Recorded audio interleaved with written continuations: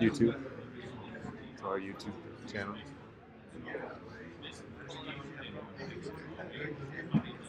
Do you have earphones? Do you have earphones? There, I have some earbuds in my camera bag.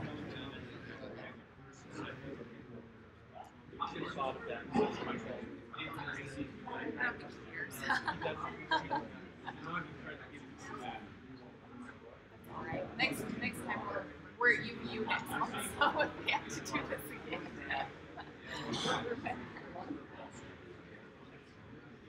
Orem wouldn't let us use their place because they're setting up for Christmas. Seriously? Yeah, I was like 4 hours. Like, oh no. Gotta set up for Christmas. At 8 o'clock in the morning.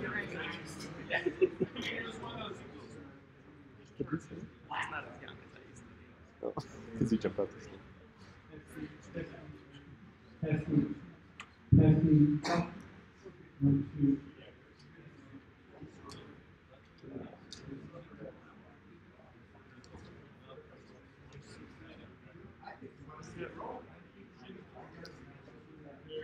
So awful. It's so dark. The only way to fix it would if there was somewhere to turn on the spots for the stage. Oh, it's so orange. How do I fix that?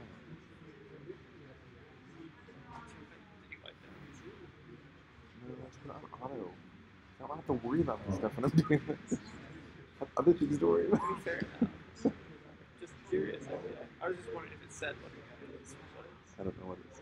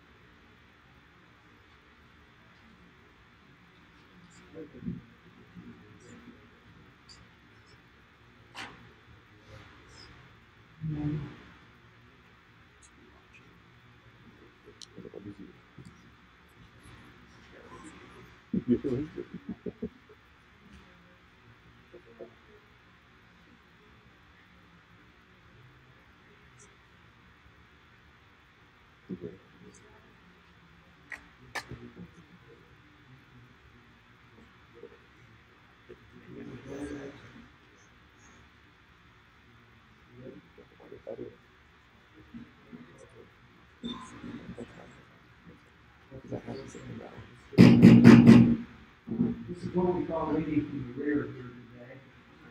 The way we've got it all figured, I'm going to be sitting back here.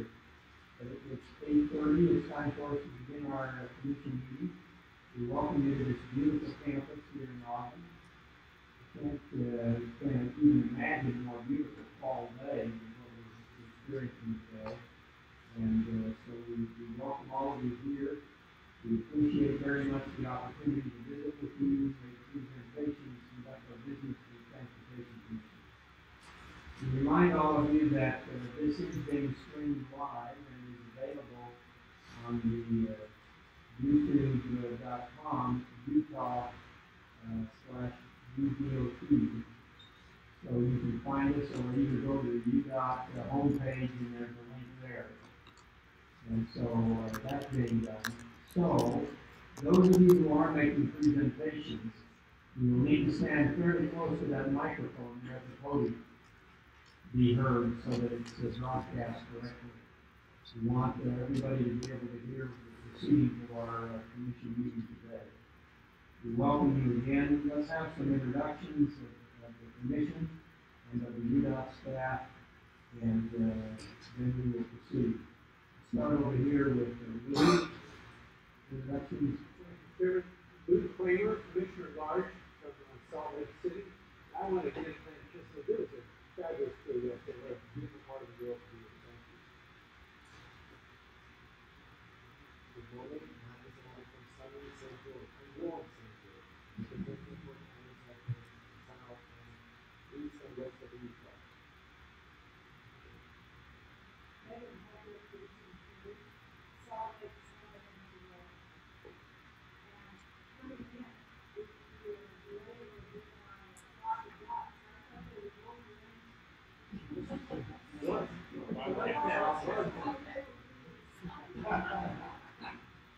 those are wildcats here, the Wolverines where I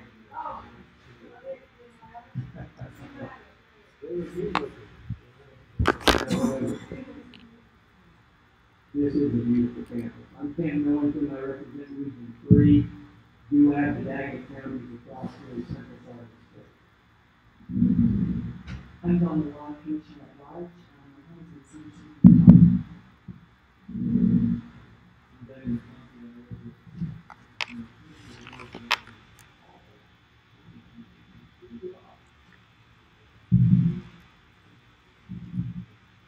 My name is Wayne Barber. I work in the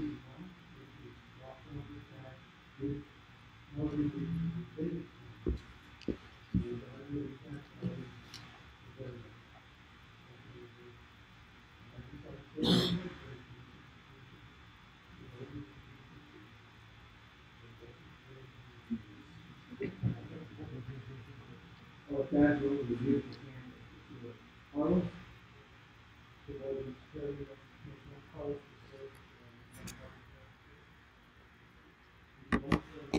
Let's have some introductions.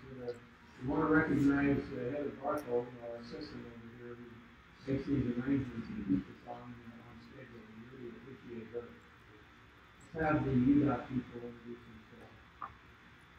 We get started front row, go down to Joe, I'll see you first, and then we can see if you guys can do this going back and forth. I'm Joe Walker, I'm Director of Communications for UDOT. It's my call tonight, so you're on, sorry. Nancy Peterson. Sorry. Nancy Peterson, Region 1 Program Manager. Case Davis, Operations Director.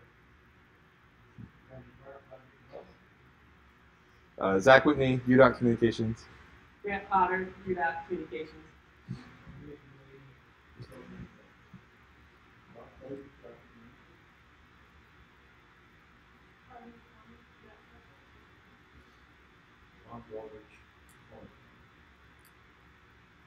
Joe Kammerer, Mountain View Corridor Project, Region 2 and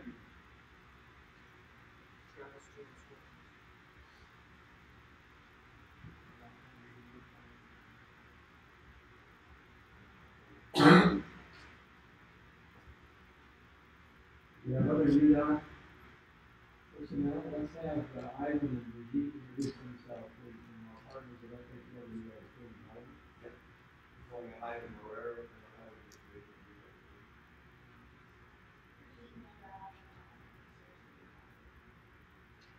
we are the best friends. Good partners to have. Well, we welcome many from the public sector from Morgan County. I know we have big groups. We have Senator Mustin here. We will be hearing from them in just a few minutes after the local area presentation.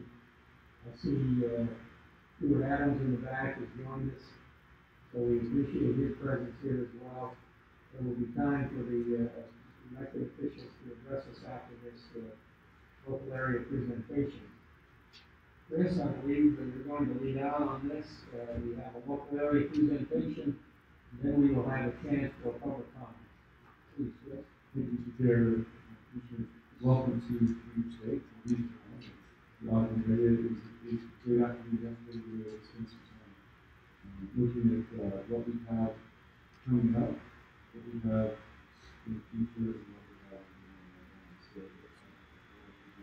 great time to be doing that platform and also piece of life. It seems like a lot of we have to have people to talk about it. Good stuff and I've asked Nathan Peterson to give a local presentation and give us a piece of it and try to answer it and why it's still happening. And so I think we can see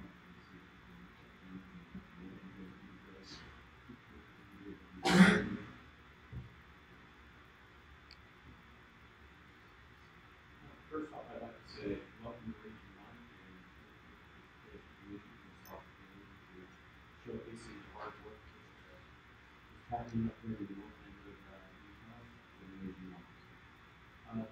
First off, I'd like to show two slides which are going to showcase our preservation program and our last summer, we delivered 7 projects, total value of $23.7 million. And some of the projects here in the Beaver County area we completed. Chipson on US 89 on North County, by Smith members. The 15 preservation project from Ferguson to County line down to 27 Wall Avenue project from the 81 offices. Fantastic. And we also committed a water line course on the communication. Our rehabilitation projects, we did 6 projects this summer, total value of $3.9 million. And the major rehabilitation project we delivered in the County area was also on Wall Avenue, basically from the Union Station that we saw on the floor to Rail Road. Fantastic project, and we prepared some aging pavement issues along that line. The first project that I would like to showcase and talk about today is our I-15 North Crossing project. You might remember from our bus tour yesterday, you might not get to see the drains with the piling and the piers being constructed. This is a crossing basically from Main Street to Hillfield Road, which will connect 2 highly commercial areas, Lake Hills Mall, and on the west side of that Coles area. And you will see that this will be delivered in spring of 2018, so first quarter of 2018. We should see this being finalized, and the current budget on this project is $23 million. You'll see in the further agenda the request for some additional funding. As we discussed on the report yesterday, a lot of challenges with that commercial project costs and damages and so forth.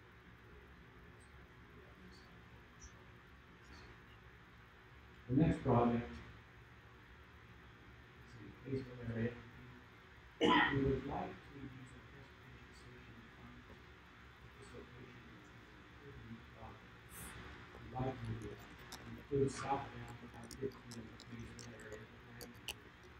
We project that project value to be $500,000, and it will be delivered summer, and we would like to construct it next season. This is one of the last segments south of Ogden we saw that was not happening. We know early AM peak congestion on the ramp and down on the surface street, and we would like to place this infrastructure here to help accommodate our operations and that congestion. We hope to have included that on the offsetting project or construction in that area, or the challenges that prohibit this from being able to do that. So we would like to add that to our transportation solution. The next project is one of the first projects that we saw on our tour after moving the viaduct into I-13, where we were able to see the 24th Street interchange. It was half an interchange. We had an environmental document to make this a full interchange. It was scheduled for December of 2024 construction, and the project value of $6 million. This will improve the interchange and the surface streets around that area. If you remember some of the challenges with that area, the rainfall and the rail spurs and helps in that area. These were some challenges. So it will be a great project in the area.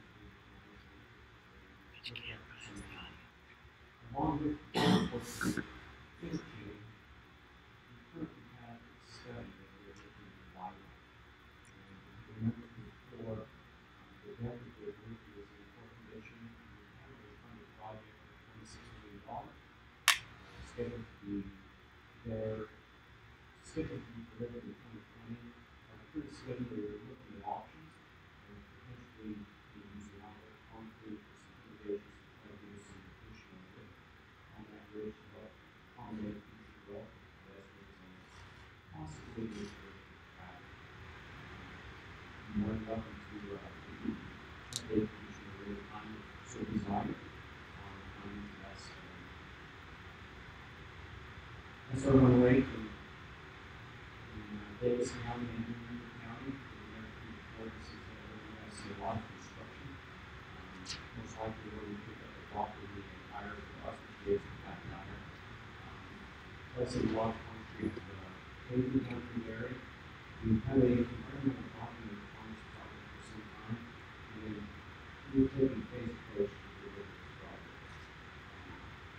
So you can see the south segment, number 5 is the segment that we drove through, that was in current construction. The area up by Sierra 57, which we call number 2, is complete. We have funding on 7-4, which will be delivered in 2023. Estimated funding is $6 million. And 2 other phases which depending on which we will monitor.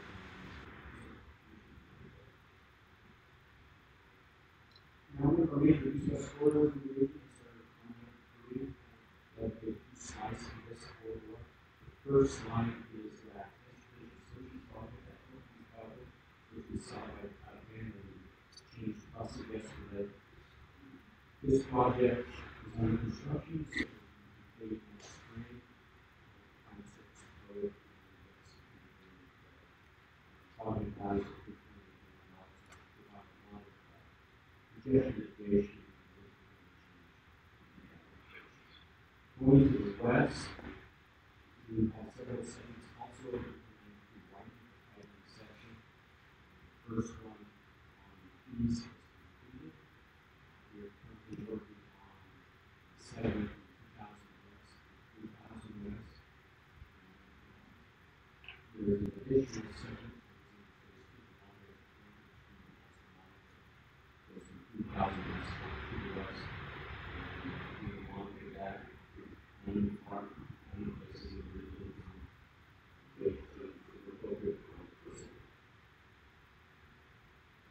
Another capital change we have in the region are Ogden machines. We have to change the mountain grade. We spent some time there in the west area. And also from the interstate to the practical field off the 1 mile. This project would grade basically it would relocate the change from the west. Currently phase 3 along the line, and then we're looking for opportunities for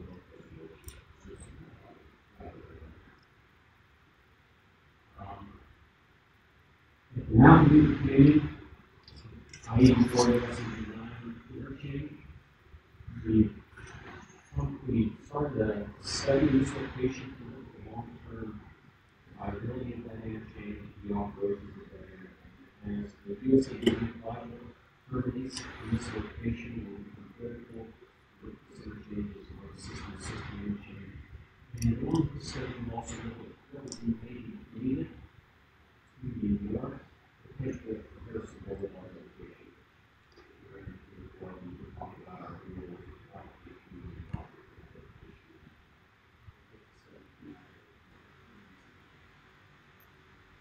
USA United Environmental Studies, one of our large projects in the region, currently in environmental data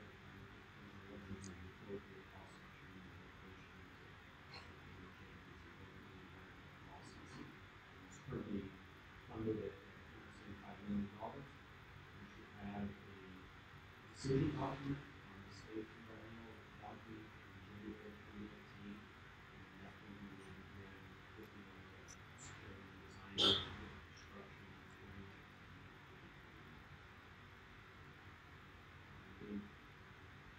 Similar, let's get one. We have received the decision on this project. It's going to be funded at $650 million. The team is interested in that. They're looking at preparing designer and doing that design firm. It depends on the rate of this project. The construction.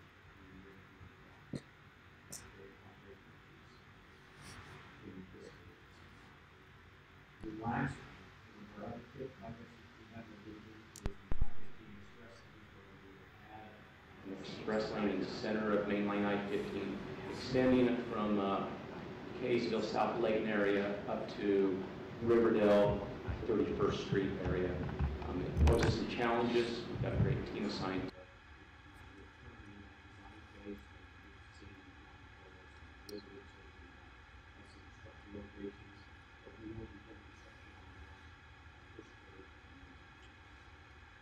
That's it. That's the last slide. I express my appreciation for the opportunity to showcase some hard work and efforts in this area.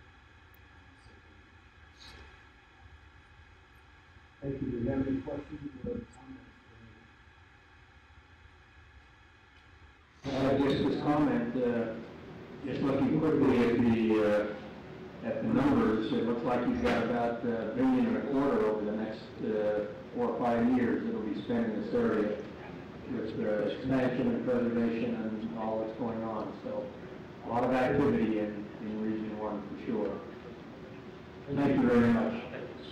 Now come to the part of our agenda where we hear from the public. We would invite our elected officials. I think we've got a couple of senators, perhaps they would like to address us. Other public officials that would like to address us, we'll ask them to speak to us first, and then we'll open the microphone to others. Senator Buston? Senator Adams? We'll have them speak to us. I feel like I'm overdressed this morning. No, you're just fine. You wish you were dressed like that. I'm involved in the retreat here, just shortly, so that's why I'm dressed this way. Appreciate the opportunity to come this morning. I appreciate the invitation. There are changes happening. This summer has been a busy summer of transportation with the task force and all the things that the task force has been studying and trying to get focused around. I recognize most of your faces from there. It seems like we've been meeting. But change is happening. It's coming. Some, I think, are going to be mild. Some might not be so mild. But they are coming. I'm excited to be here. I've learned more about transportation this summer than I ever thought I would ever know. But which is a good thing, being the transportation chair. So the task force is winding down from here this next month. And there will be decisions made of whether that task force will continue for another year to study and work on the different issues. Because some have been able to focus and focus and narrow it down. Others not enough for that focus yet. Appreciate the opportunity to be here this morning and continue to come and continue to work. Thank you very much. We appreciate your continued support in the legislature. Senator Adams. Good to be back with you.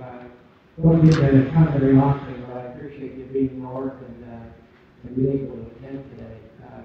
One thing I really want to do, and one of the reasons why I wanted to come is you're right, that Michigan Military, there's a lot going on in fact, there's a lot going on all around the state.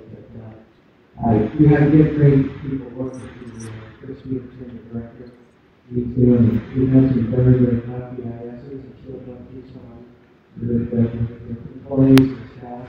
They're excited for them. I've been in public hearings with them, the way they handle themselves. And many times they are very frustrating moments for citizens, and you can well imagine them as we develop the transportation issues and how they change. So they're very professional and they do a very, very good job. We were well aware, I hope yesterday, if you were on I-15 at 5 o'clock, it's good, a lot of you are aware of that. The project is going to have a lane is so critical to the not only the quality of life, but the economic functionality of Northern Utah. Highway lane, the West Vegas, and all the other projects. I'm trying to give you another ways that you'd like to do. You're doing a very good job. I appreciate your support. When I go around the country, as I talk to the legislators, and I have to brag a little bit about Utah. I live east of Highway 89 Lake, and Vegas and Utah County are connected. I would say Vegas will not be even later than Vegas, but in one house here, I moved 5 minutes this morning. Thank you for that. It was good to get here and really have a quality around it. But my house is also 23 minutes to the first half of it. It's much bigger. It's also 28 minutes to the street house. So I'm going to decided to correct the building. I'm going to make an almost But anyway, I'm talking about here, I believe it's, I'm talking from Colorado, not people from California. California has been really great, we have about 100 quality life, and they can try to make them other people with other transportation system, and we're very much to do that. Keep up the good work, we need your help, and keep the suit. Thank you very much. We appreciate the support you get from you and the legislature as well. There are other elected officials that would like to address us. I know we've got a number of Morgan County about the moment. Seeing none, we will invite those from Morgan County to address us. We had a great opportunity yesterday to see at least the western part of the county and spend a little time with them. But we welcome you here, and we know that you're here to talk to us about some really good things. Should introduce yourself to those hundreds that are watching on the internet. Well, thank you and good morning. My name is John Lewis. I'm the general manager of Snow Basin.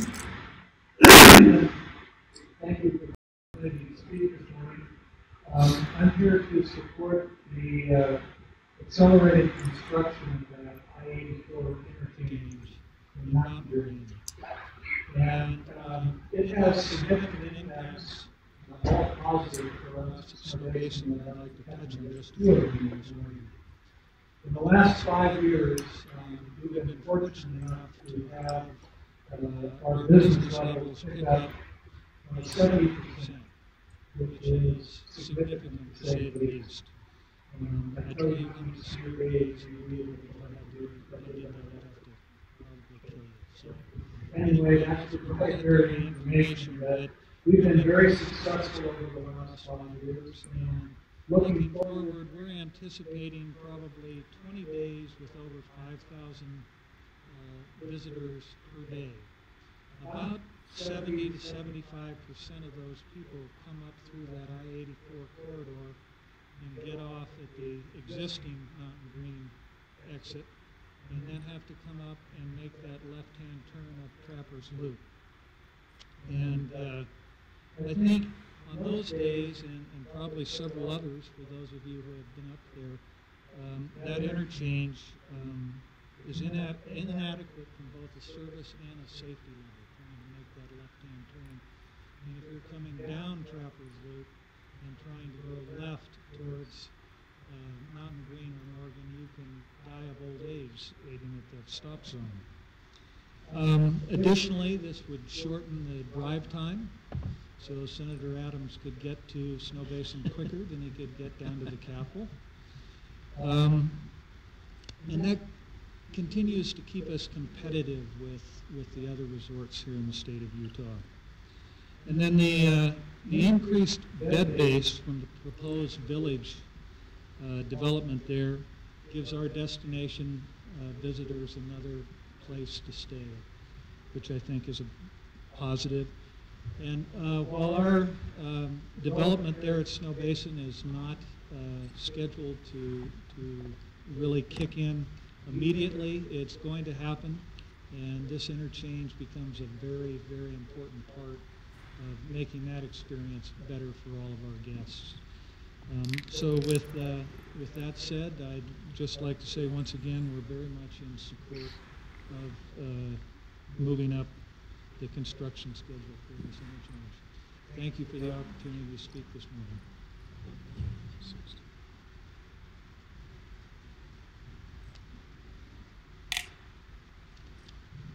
Good morning, everybody. My name is Nathan Rafferty.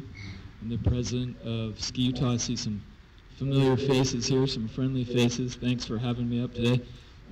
I represent a company that our sole job is to bring skiers and snowboarders into the state of Utah, and our job is to get them to choose Utah over Colorado or California.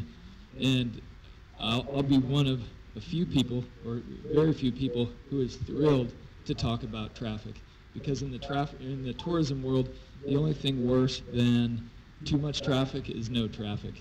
And I greatly appreciate that you guys are, that this commission is getting out and ahead of this issue. I'm also thrilled to be talking about traffic anywhere north of the central Wasatch, because it seems like all we do in Big and especially Little Cottonwood Canyon and Park Cities talk about traffic. So should be commended for getting ahead of those guys, the slackers down a little bit south of here. I want to talk about tourism just very briefly. Tourism is a big industry in our state. In fact, it's the largest export that Utah has, surpassing the extractive industry. So now Utah has an $8.2 billion tourism industry. State and local taxes, where the rubber really meets the road. In 2004, the state and local taxes were just $754 million. In 2017, those state and local taxes increased almost 60% to $1.2 billion. So these tourists do great things for our state. Skier days, how our organization measures ourselves, has increased greatly as well. 2003, 2004, we had 3.4 million skier days. Last year was our second record season in a row. We can't talk about John's skier days, but I can tell you business is brisk in northern Utah for skier days, both at Powder Mountain, Nordic Valley, and Snow Basin. Our skier visits last year were an all-time record, 4.6 million skier days. So infrastructure continues to be a looming issue for tourism. Our resorts and our hospitality partners do a fantastic job of controlling the experience for our guests that come from New York, Texas, California. Where we are seeing declines is in that transition period between when they stay in downtown Ogden on 25th Street and drive up the canyon to Ogden, or downtown Salt Lake City and drive to Park City or Snowbird. And that's something that this commission can get behind and something we can fix. So especially as a Park City resident, I know John said 75% of the people that come up from the Wasatch Front or on Trappers Loop come from the front side. I'm one of those guys that's coming from the back side. And if you miss that Mountain Green exit, like I have on multiple occasions, you are on a 20-minute round trip down to South Ogden. A beautiful place, but I just as soon, it's 20 minutes less skiing that I get. So we'd love to see that interchange in there. If there's anything we can do to help you, please let us know. I'll ask your forgiveness. I'm going to excuse myself. I've got a Utah Office of Tourism meeting in Camas that I'm going to hustle back to, and the goal there is to fill this new interchange with smiling skiers and snowboarders. So we hope to get that pipeline moving and get them here. Any questions from the commission that I can answer? Mr. Chairman, may I just say how much I appreciate Nate's incredible work here in getting Utah on the international and national exposure. So thank you so much, Nate, for that. I spent a lot of time in Colorado, and I think, why would anyone ever ski in Colorado? You land in western Nebraska at the airport, you go 6, 8, 10 hours, and you could just have the experience here. But we have to spread it out, and I appreciate so much what's happening up in Mountain Green. So. Well, Denver's airport, their official title is DIA, right? We call it West Kansas International. It's you have to drive. By the time you get to Denver, you could have been at Snowbird when you land at Salt Lake's spectacular, soon-to-be brand-new airport. So thanks for the kind words. Thanks for all you're doing. Thank you. Thanks.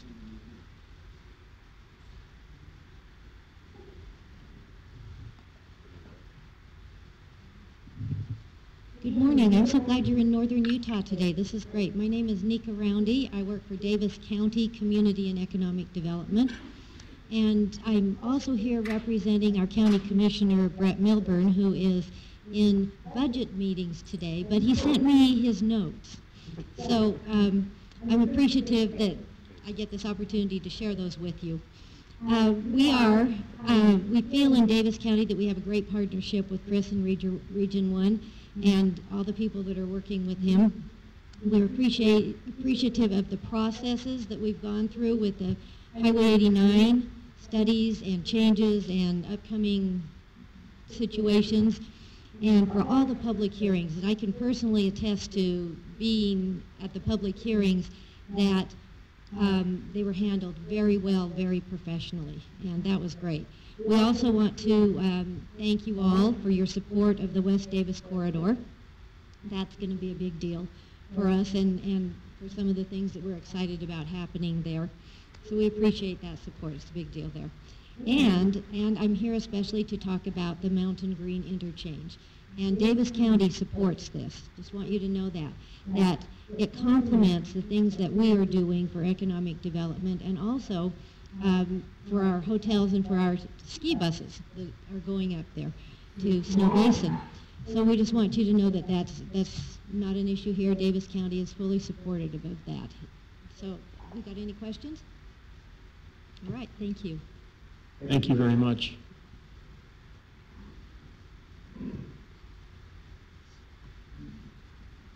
My name is John Barber, Morgan County Council. Part of my previous life was being a car dealer, so I'm going to try and sell you really good on this answer. Thanks for the warning. And I don't have a trade-in, so don't worry about that. First thing I want to do is thank you for such a lovely time yesterday. That was absolutely awesome to get to know all of you and spend some time with you. It was a great tour, and I want to thank Chris for kind of leading us along. Coming from the car business into government is a real change for me. It's probably one of the hardest things, like John Kelly said yesterday, to be in this kind of a deal. But it seems like we're always asking for money. So I think that's probably what we're doing here. One thing I'd like to say is that Weber County and Morgan County, the upper Weber County, Ogden Valley, have just entered into an RPO, Rural Planning Organization, with Wasatch Front Regional Council. And we're really excited about that. We've moved Morgan County kind of out of the dark ages into the 20th century, so we're excited about that. But a couple of real key points, and I mentioned these yesterday that I want to mention again today, is that this specific interchange of Mountain Green with the proposed development, and I might add that we already have a development agreement on, will add almost $4 million to in revenue to the state, and a tiny portion of that comes to the county. So we're happy to give that to you, Chris. But the exciting part of this is that it pays for itself in a short period of time, and I think that's a real good thing for it. The critical thing, I think, for Morgan County is that it opens up a real industrial area and a commercial area for us. Part of the numbers you're seeing on the proposed econometric study is that taking in just the base of just the one side of that development, we're currently in talks with a couple other developers, as we talked about yesterday, and we showed you the area. Additionally, Wasatch Beach Ranch, that was on the other side, that 13 square miles that we showed you yesterday, that could come on board as well. So we're excited where Morgan County's going. We ask for you guys to consider our ask. One thing that is also additionally exciting is the governor has his 25,000 jobs tour that he's doing, and we'd be happy to add 1,000 jobs to that with this development. So I appreciate all the time you guys have taken in listening to us. I appreciate getting to know you all, and I just want to thank you for considering this. And the most important thing is that we do ski time for the senators to go up and ski Snow Basin rather than going down to Salt Lake. So thank you. Well done, John. Question. You said you entered into RPO with The Ogden Valley and Morgan County. We have documents signed. We're doing the yeah. Thank you. I got to go be the one who asked for Huntsville City, and we got that done, Dan. Tina Kane in Morgan County. It was such an enjoyable day yesterday because it's not very often I get to roast Chris and he doesn't hold it against me. So I really appreciate it. I want to start with thanking you all for the service that you render and being on this commission. I know, having stepped into government, it's like, John, this is a change for me. And I realize that the amount of time that you spend in this meeting is a fraction of the amount of time that you spend doing this. And I really appreciate your time. In getting involved in this project and learning how this all works, we've had quite the education experience. Shane took me aside last month and said, you know, if Morgan County could bring something to the table for this project, it would really help you along this process. And then yesterday when I showed up for the tour, Carlos said, so glad to see you here. You know, Tooele County only had to come for 5 years on the tour. So here's what I bought for what I can bring to the table. Not that Chris Peterson is boring, but as we established yesterday, he might be a little dry. So I am willing to come and give my time to provide comic relief on your transportation tour for 5 years so I could do my time if you'll fund my project. That's what I'm bringing to the table. We all know how good that is. I'm so sorry you missed it yesterday, Megan. It was awesome. And I am more than happy to do that at Chris's expense. Ash, and let us not forget our commissioner from Weaver County. I'll use him as well. But that's where we're going with this. That's what I'm willing to put on the table because, as we talked about yesterday, Morgan County's general fund budget is $2.6 million. It's really hard for us to be able to bring forward the kind of dollars that come from the Wasatch Front. But what I understand about your commission is this is why you were created, to be able to look at these projects in a different way than not just the numbers and the engineering studies that UDOT likes to bring in the other considerations, the economic impact to the community and the recreation impact through this project. And that's what we're asking for you to consider, to give us an opportunity to export a few less of our children and our jobs down that. And I would like to point out 7 minutes in that canyon. That was accurate. I wasn't speeding. You heard the Senator Adams. He got up the canyon in that time. I am not speeding no matter what Chris said. So, to bring us home, we really appreciate your time. We really appreciate your being able to consider our project in a different way and to look at this as what it can do for our community and the change that we have before us.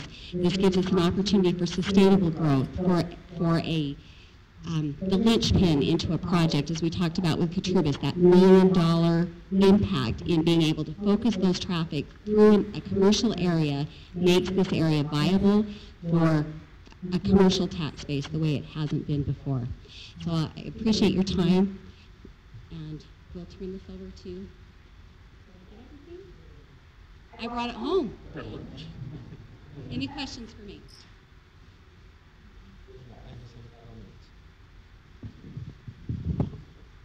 I just want to tell to you and to John, sometimes being in dark ages is good.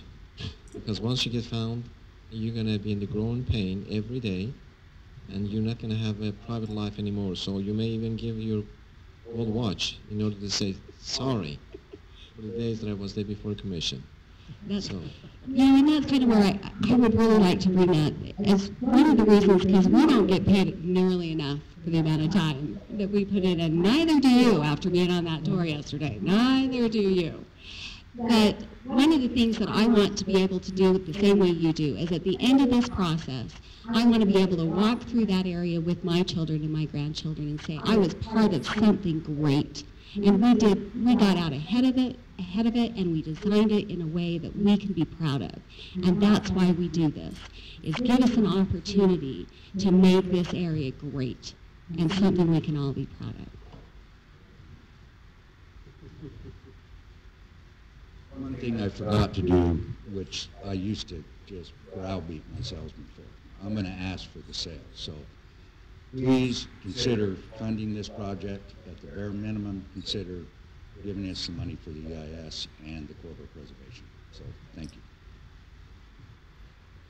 Thank you very much. Are there others that would like to address the commission? Please be sure to identify yourself when you do. Hi, I am Jennifer Larson, and I am a resident of Mountain Green. I've lived there for 20 years, and May I ask you to please stand real close to that microphone? Okay. Is this Thank you.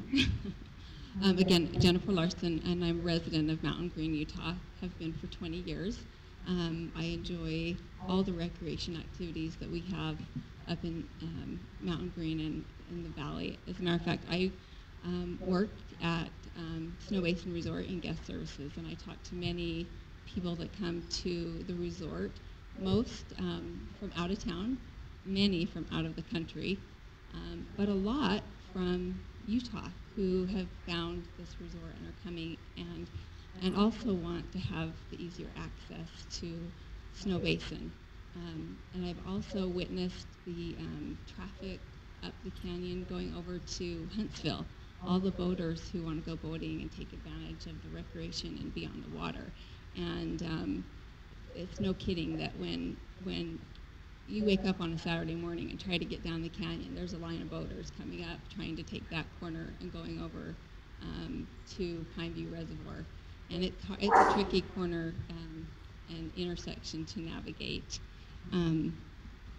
I would like to express my concern over safety issues as it currently stands. I'm in favor of the interchange. I have a 16-year-old driver, and I believe that there are safety issues that exist right now, and I think that the forward thinking and planning of this interchange has been brilliant on the part of our county council. And I support them 100%. I'm grateful for their forethought, their planning, and wanting to do this in a way that will make our county, and our community more valuable, add more value, and they've taken into account everything, the commercial base and how this will be paid for, and I think they have represented us to the very best of their ability. Tina is brilliant. She has a brilliance about her, and she will fulfill her word to you that she can provide that comic relief for your tours. So I just want to end with that and just say that I'm in favor of this interchange. I support our county council 100%. I think they've done a fantastic job, and I'm glad that we are on top of this and moving in forward in a mode that we can plan and make it the best thing for our county. Thank you. Thank you very much. Are there others that would like to address the commission? Hi, my name is Rachel Hogue, and I'm also a resident of Mountain Green, and I came today to also offer my support of this project of the Mountain Green overpass. We moved to Mountain Green just a few years ago because we wanted to be closer to all the recreation as well, and I am highly supportive of the growth of Snow Basin. I'm proud to say I got 30 days of ski days last year, so I'm one of the members. But as a member of Mountain Green, the Mountain Green community, I do think that safety is a high concern, though, if we're having 5,000 drivers on the road. I have 4 children that are very active, that like to ride their bikes and get out and enjoy the trail that we have along the highway, but I do feel like it is concerning that we protect these children that are wanting to enjoy our community. And so I think that by providing the overpass, that we are making a much safer environment for them to be able to enjoy our community. And I think that as our community grows, which is on the cusp of doing, as we are planning our town center right now, I think that will only draw more people out onto the roads of children and people that want to be out in the community. And I think that this would make it much safer for everybody to enjoy our community, and I would love to see Snow Basin to continue to grow. So anyways, thank you for your consideration on this project. Thank you very much. We've heard a lot about the Mountain Green interchange. Are there others that would like to address that or any other issue to the commission? Thank you very much for your input. We appreciate the time that it takes to come and address the commission. We really do appreciate all that you do in your local communities. We'll move forward then with our agenda. We now have our FHWA report. Ivan Marrero will give us that report. Always good to have you here.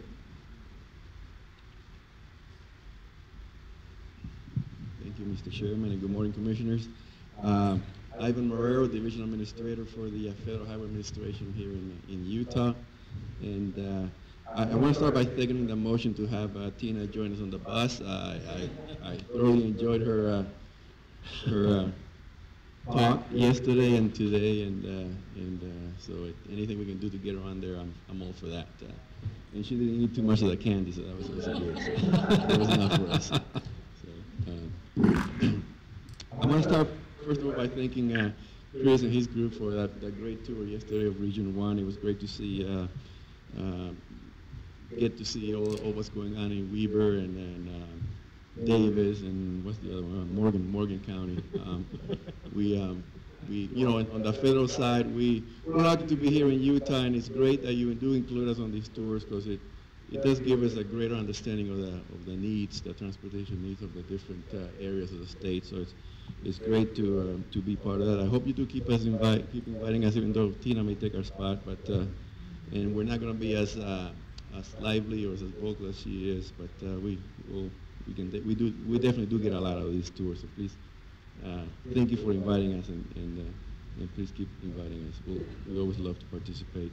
On the federal side, real quick, the September 30th is the end of the fiscal year, so a lot of things happen during that time. But before I get to that, one thing that happened since the commission last met was that we signed the record of decision for the West Davis corridor. That was a big event for everyone involved, and I think somebody's clapping. I do want to thank a few people that had a lot to do with that. Randy Jeffries and Chris Peterson and Brandon Weston.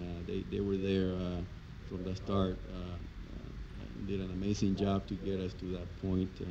Also Carlos and Shane with their leadership, dealing with the different high-level issues that came up, and also their patience. They did exercise a lot of patience through this whole process, and but I think in the end I was very pleased with the outcome, and I think just the process alone I think could be used as a model for other places. The way we collaborated with all the resource agencies, listened to their concerns, and were able to incorporate as many of their suggestions into the project as possible. So again, thanks to everybody for that. And I do want to say, with Utah assuming NEPA responsibility, that is the last environmental document that the Federal Highway Administration in Utah would sign. So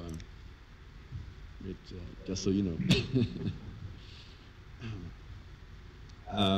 The other item that we did this year, at the end of the year, is to one of the things we do is approve the STIP, or the Statewide Transportation Improvement Program.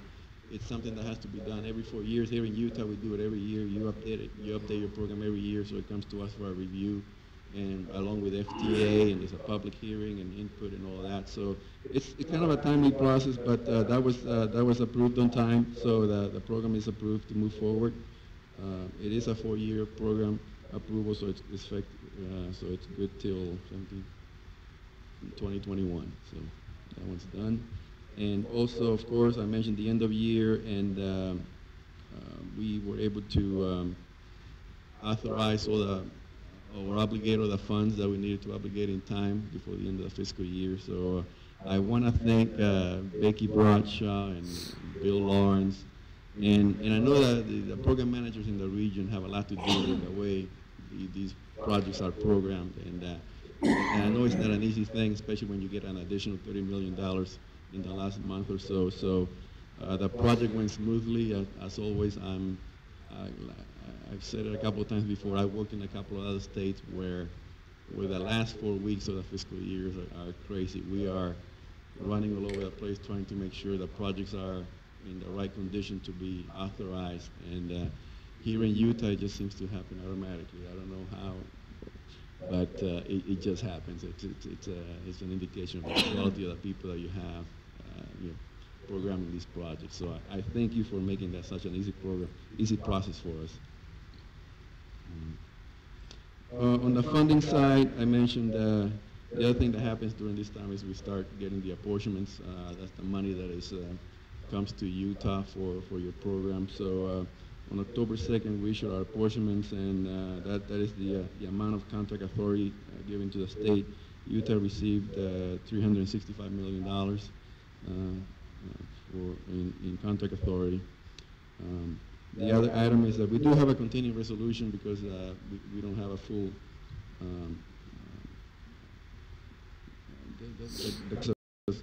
we're operating in a continuing resolution because we don't have a full funding appropriations bill yet. So it's through December 8th, so we're only allowed to issue you the obligation limitation for that period. So it's from October 1st through December 8th. So the amount coming to Utah in obligation limitation is $34.6 million. and that was issued a couple of weeks ago. Sequestration is another thing that is impacting us. On October 2nd, we issued a sequestration. This is unfortunately required by the Balanced Budget and Emergency Deficit Control Act, which requires that a certain amount of funds be sequestered, and so for Utah that amount is $5.7 million. Finally, we had two on the rulemaking side. There were two rulemakings out there. Actually, one was a notice of proposed rulemaking was issued on October 5th, and that one has to do with repealing the greenhouse gas rule. So the proposed rulemaking is out there, and MAP 21 and the FAST Act established several measures, and one of them has to do with the greenhouse gas. So based on feedback that Federal Highway has received, we've made the decision to repeal that greenhouse gas rule, so that notice of proposed rulemaking is out there for comments. And I think comments are being received until November 6th. And finally, there was another notice of proposed rulemaking issued on, let's see, when was that? Oh, published on September 25th. And this has to do with eliminating the duplication of environmental reviews. And what this gets down to is it allows states, if they choose to complete the environmental process following their own state rules. So if a state decides they want to follow state rules and they have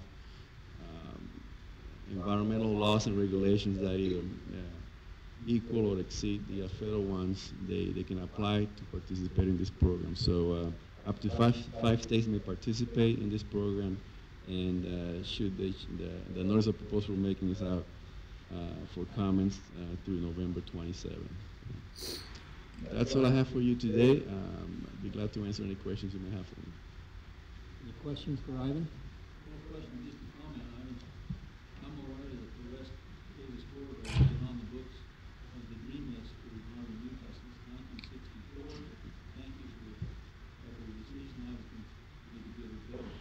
Yes. It is the extension of the Legacy Highway. It's been a paramount dream of mine ever since I moved to Davis County. Thank you. You're welcome. Any other comments or questions? Thank you, Ivan, very much. We appreciate your approval not only of the West Davis corridor, but of the STIP, and allowing us to move forward. Thank you for the good work. My pleasure.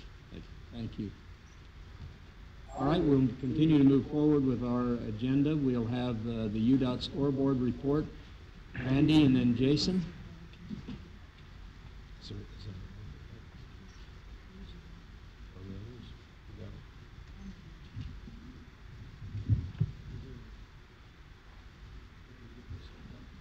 Get Heather's support here. I have no idea even where I'm supposed to be. So.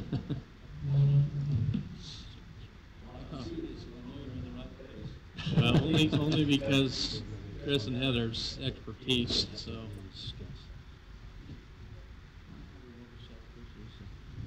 Oh, it's this pink one. Hot dog. Yeah, this is awesome. Yeah, something I'd have at my house with all the girls. Joy to be here to talk a little bit about the construction program in UDOT.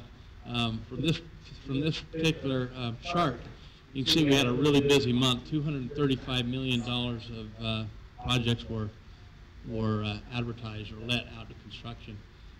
There's a big project up there that's all but $55 million of that, which is the I-15 southbound lane addition in Salt Lake. We actually are going to do design build, and so we actually went out to our design build teams with an RFP, and this project will be constructed next year. And the rest of those projects are spread out throughout the state for a total of 30, or about another 55 million. So we had a busy month. We expect that to continue over the next few months as we want to advertise and get projects. It's a good time to advertise as contractors are trying to fill their workload for next year. This graph hasn't changed a whole bunch since last month, so I won't spend much time on it. But when I was here last month, I talked a little bit about our cost increases that we've been seeing, and so we did a little bit of research on that. We've since 2017, our costs have went up by 14.7% across the board on construction projects. There's a couple concerns about that. It's obviously what's going to happen in the future, and what do we need to do to change programming to make sure that if that trend continues, that we have enough funds in our future program as well as adjustments. So that's where we're at, 14.7%. There's a couple reasons that I'd like to point out, though. Is the biggest one is labor. Our biggest cost increase right now is labor, and our contracting community is having a hard time finding labor. And so if you're in that industry right now, it's trying to find the right people, and enough of them is critical. One of the things that we haven't seen an increase in, and that's oil. Anything HMA, anything that's asphalt related, those prices are as good as they've been in 10 years. And we don't see increases in the cost of a barrel of oil, and so those are really good things. But on the flip side of that, things like concrete, excavation, anything that is intense of preparing a site for construction is expensive. And so anyway, that's where we're at with costs. We'll continue to keep a real good eye on it and work with our planning and programming folks to hopefully get a handle on where we're going, and so the regions can adjust prices where need be. Because we raise prices in the bottom part of this graph. We show that our estimates are still less than our contractors' bids, but everything's being raised, so that kind of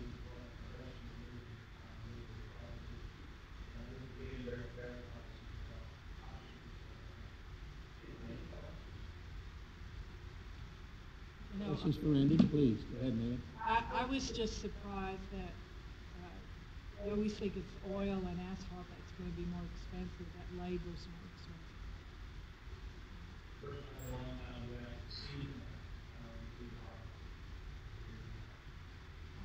Why do you think, excuse me, why do you think that?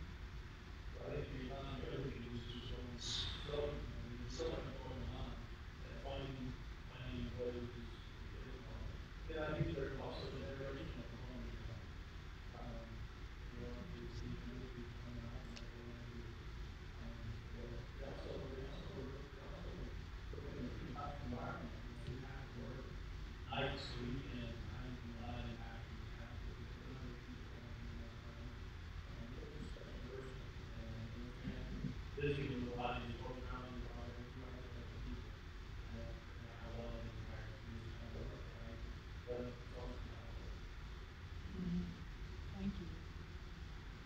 Randy, appreciate all you're doing. I know how tough this is, and conditions aren't going to get any better the next 3 or 4 months. Forward. I was talking to a big home builder, and he was saying even excavation costs are double. And it's just escalating across the spectrum. How many of our contractors are out-of-state based contractors? I'm just curious. As opposed to Utah-based contractors. I just think that.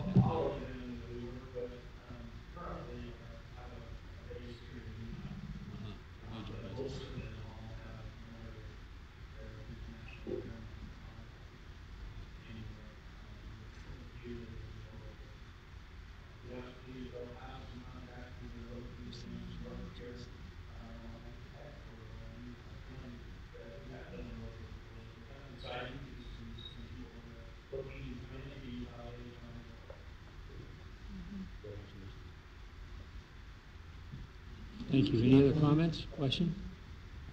Thank you, Randy.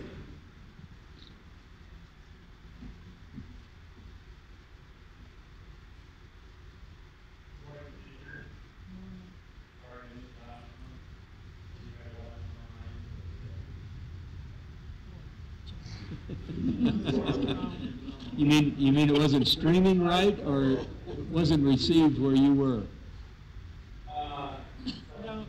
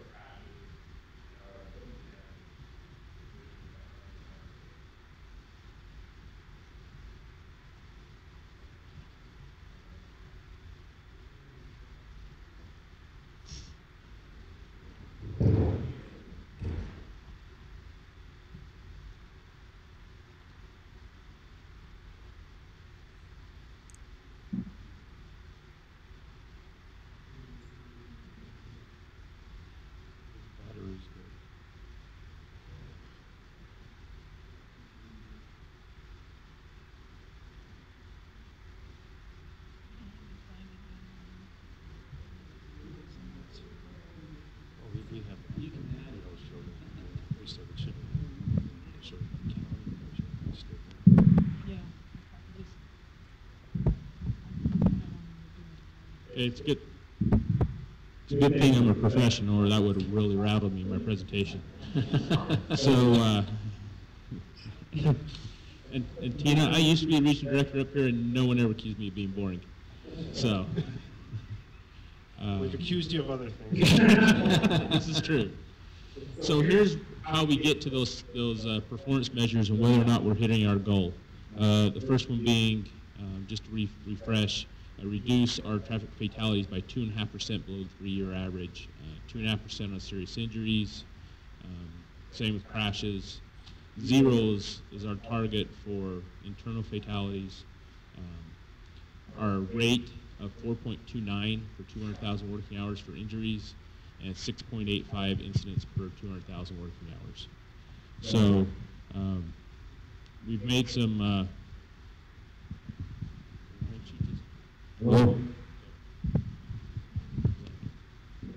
Could you just give them this microphone? I know. You guys are really throwing me off my game. So as we go ahead and look down here, you can see that our actual numbers, that we don't spend as much time as we used to. So last year at this time, our target is to be at 209. We're at 212 for our fatalities.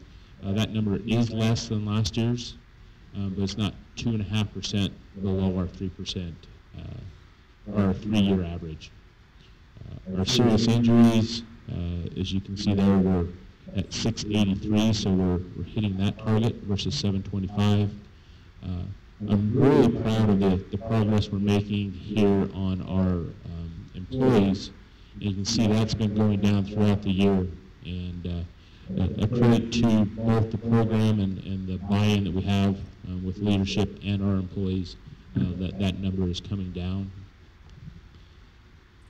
Our crashes, as you have more and more vehicles on the road, we have a lot of safety devices out there to help protect them when they are involved in a crash, as well as the cars are just,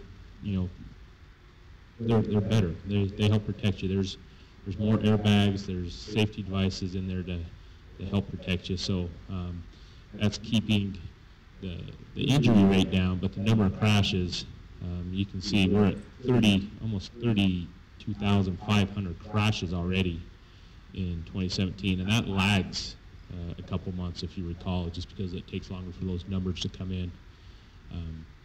But that's a lot of people banging around out there, and we just need to pay more attention while we're out there on the roadway, watching out for the geese as they cross the road, no matter how ferocious they may look. So that's basically the scoreboard report for safety this month. Any questions? Questions or comments for Jason? Thanks. Thank you. I guess, Jason, you've got the next item on our agenda as well, about the express lanes. I do. So last month, operations was well represented. We had Jared here to talk about aeronautics. We had Robert Miles to give the scoreboard report. We had Rob Clayton to give the information concerning the express lanes. You asked Rob to come back with more information after examining that concerning the toll rate. See if $2 is sufficient.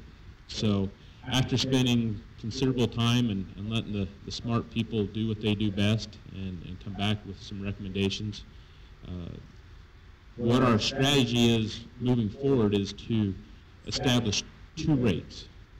This is our recommendation to the commission. The first one being a maximum toll rate. This rate is recommended by the commission and it is approved by the legislature, and we would recommend that being $4. The second thing being the maximum operational rate. And this is the rate that the commission authorizes for the department to use as we try to regulate those express lanes. So just kind of to go back over that, the maximum toll rate would be $4, and we would look for your approval on that and then go to the legislature and get that approved. And then with that flexibility, we would look to recommend that we go to $2 as an operational rate, and then if there is a need as we evaluate the operation of those lanes to increase that, we have that flexibility, and you have that flexibility because we've set the maximum toll rate at $4. So if it was needed that it needed to go up, then we could go ahead and do that with your approval. But that's the recommendations. Let me kind of maybe express what I believe are two of the big benefits of this. The first, the express lanes are there to achieve moving people. I mean, that's what they're built for. That's our goal, is to move as many people as possible.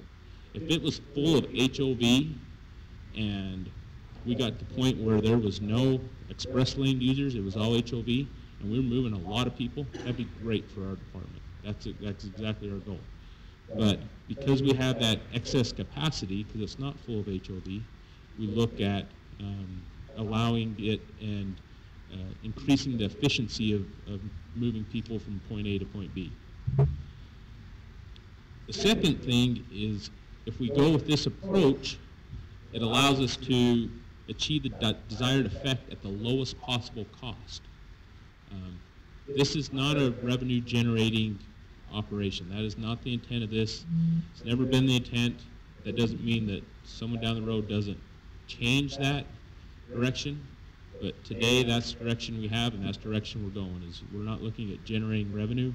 We're looking at moving people and keeping it moving efficiently with the tools that you provide us as far as the rate goes.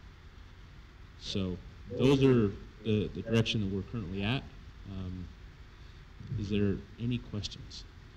I think, if I understand this correctly, Jason, what you're asking the commission to recommend and approve is to go to the legislature and ask for a maximum allowable of $4, but that in reality our operational procedures will allow us to go to 2 at the current time, but that in the future we would have the flexibility of raising that up to the $4 over a period of time without having to go back to the legislature every time we wanted to make that increase. Is that correct? So that is mostly correct. Today we only have the ability to go to $1, but right. With these changes, if the fee structure was changed by the legislature, we could go up to that $2, and then that $4 is exactly where you're at. It gives us that flexibility without having to go back at a legislative session and make that change. That could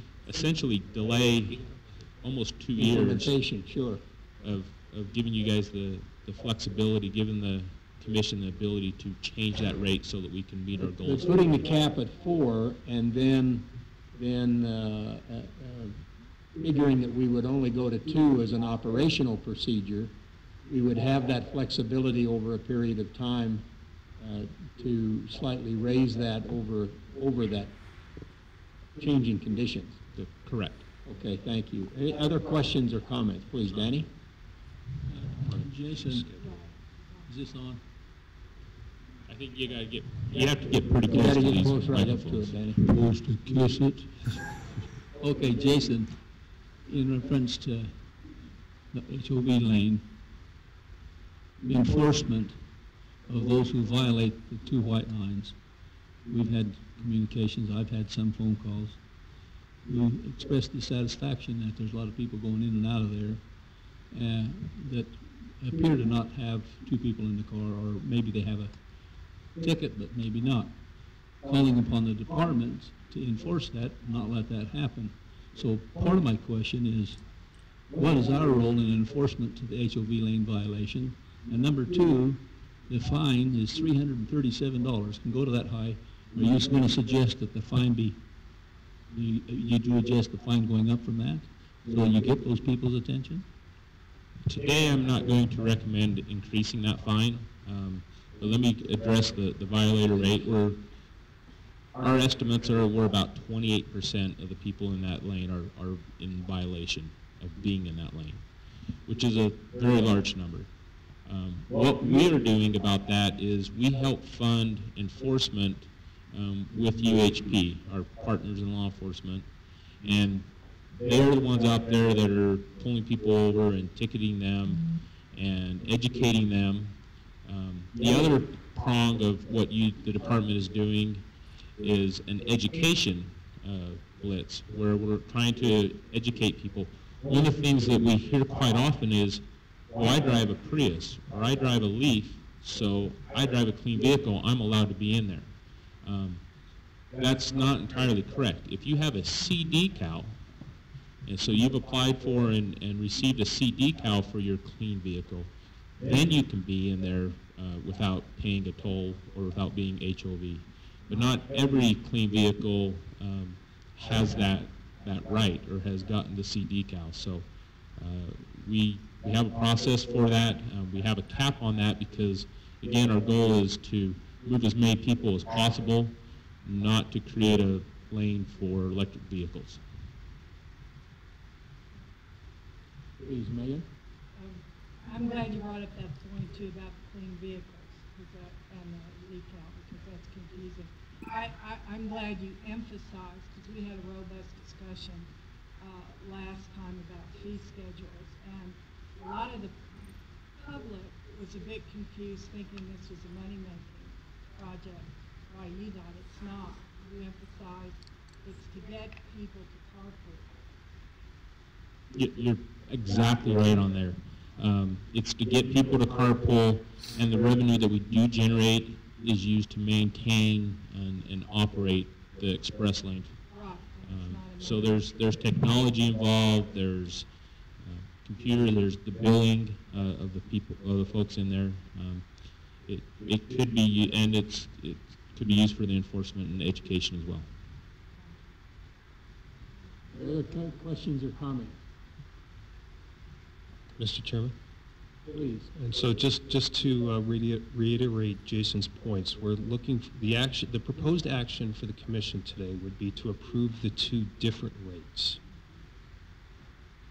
that he mentioned. And maybe Jason, review what the proposed action could be. So the recommendation or the request for approval is a maximum toll rate, so an MTR, because we love acronyms, an MTR of $4, and a maximum operational rate, so an MOR of $2. That would become effective when it's approved by the legislature. Correct. Yes. So the proposal is for the commission to approve, going to the legislature for those approved. What we would do is, the reason we want the commission to approve both is it sends a strong message to the legislature where we're going to operate this at in the strategy. But what we would take to the legislature is, as part of our fee schedule increase, the $4. But they'll have seen that you've only approved us to operate up to the $2 level. So that's why both actions are important here today if you choose to make them. Yeah, just one other question, and I'm hoping not to make this too long for you, Jason, but is there a way to quickly explain how you came up with these amounts? So, I mean, I know that everything that y'all do is very data-driven and lots of analysis, but I think the public may also ask that question. Okay, so the first thing we looked at was what are other states doing on similar facilities in the West. If you look back east, the numbers you would think would be pretty large. If you look in the West, they're actually pretty large as well. So at 10 cents a mile, we were, I believe, 4 times lower than the next lowest. And there were some that were magnitude much greater than that. So we looked at other rates. So if we went to a $2 operational rate, that would give us, we would be half as much as the next lowest one. I don't have that chart in front of me. So we looked at that. We also started looking at, okay, what effect will $2 have? Can we do a study? Can we give you a good estimation of where that would get us as far as getting us into that 55 mile per hour target that we have for the express lanes? We quickly realized that that was going to be very difficult and expensive to do in any way that we felt that we could really present that information as scientific study. So we believe the $2 is a first step to seeing what effect that has. We have the data available as we put that, if we would put that into effect, and to see how it affected the speeds. And then with that flexibility, we could come back to you and say, okay, we went to $2, and yes, it did what we needed to do, or no, it didn't, and because of that, we're recommending this action moving forward. That's great. That's helpful. When we discussed this in our meeting last month, I've taken several trips to northern Utah since then, and I've seen a lot more enforcement, or what is perceived enforcement, because there was a lot more UHP in that left lane pullover during recent trips. So I know that that blitz that was done in September was obviously helpful and effective. Thank you. There's, just to touch on the enforcement, there's also ways to do that with technology. We have not gone there yet as a recommendation, but it is something we are exploring and looking at the effectiveness of doing that. Thank you. So in other words, if you get approval for this from the legislature, then that will help you develop an algorithm to relate the rate to the goal. Is that basically what you're... That's perfectly correct. It must have been that great education you got at Weber State that let you get that. Mr. Chair, are you ready to entertain? I will entertain a motion to approve this action. Been moved and seconded. Is there further discussion? Danny, it seems like you just had a comment. Technology was the magic word. That was another question I intended to ask you, because one of the phone calls I had is, why aren't we using photography in some way to catch violators? And I can't imagine how you do that. With that lane being on the inside with 4 lanes out there, if the police aren't in the area, it makes it difficult for them to make an enforced challenge to people breaking that rule. And even though they may see them, they can't get to them. And they may be hesitant to try to pull them across 4 lanes of traffic. It's a safety thing. So technology would probably help not only the enforcement and keeping the violators out there, but also how do you handle them safely without creating a issue with others. Well, I appreciate your explanation. I support this move, Mr. Chair, Please. could I just thank you? Can I just comment on this? That's a very sensitive topic, the idea of enforcement with technology. So, you know, we're always looking and exploring what's out there and what opportunities it might present. But that type of decision would need to be made by the legislature if we wanted to make that type of step. So, So I can tell people we're looking at it. we're looking to see if we can do things better. Yes. Is there any further discussion? All in favor? Aye. Opposed? That passes. We'll take that to the legislature then. Thank you very much. Thank you. We now come to the agenda items where we have a number of presentations to be made for approval. The first item is for the consent agenda, the approval of the minutes of our last meeting down in Fillmore and the activities there, along with the funding amendment number 1 for funding adjustment, money coming back. About $1.25 million, I think, comes back this month. I will entertain a motion to approve the consent agenda. Been moved and seconded, the consent agenda be approved. Any further discussion? All in favor? Aye. Opposed? Thank you. I believe, Nathan, we have a number of items to be presented for consideration of the commission. Thank you for being here today. You're welcome. Thank you, Mr. Chairman. Grateful to be here today. Can you hear me? I'm calling from Jason. Sorry, I've got to move that. All right. There you go.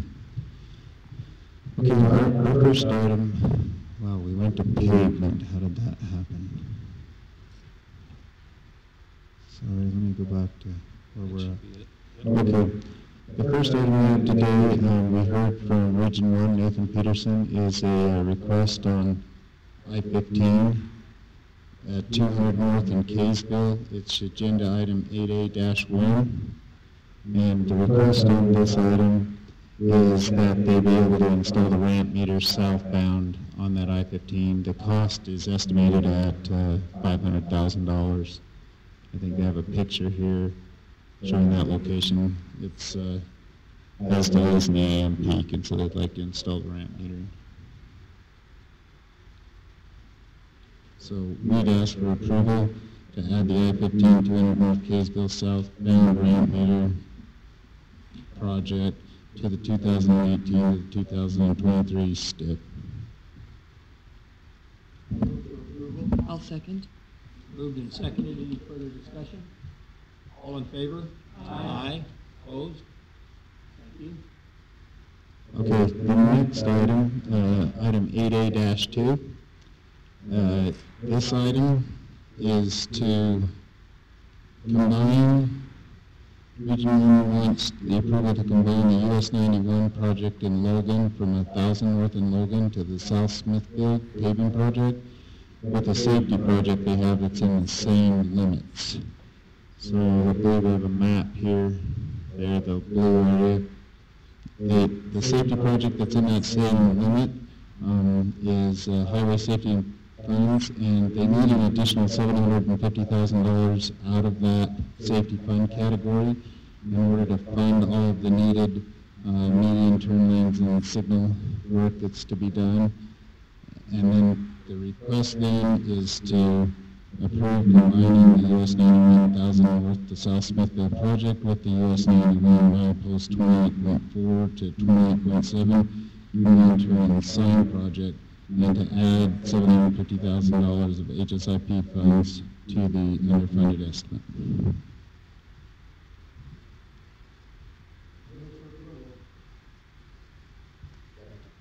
Moved and seconded that these projects be approved to be combined and with the additional funding. Any further discussion? All in favor? Aye. Opposed? Thank you. That's been approved. Okay. The next item, 8A-3, is the Layton I-15 crossing project.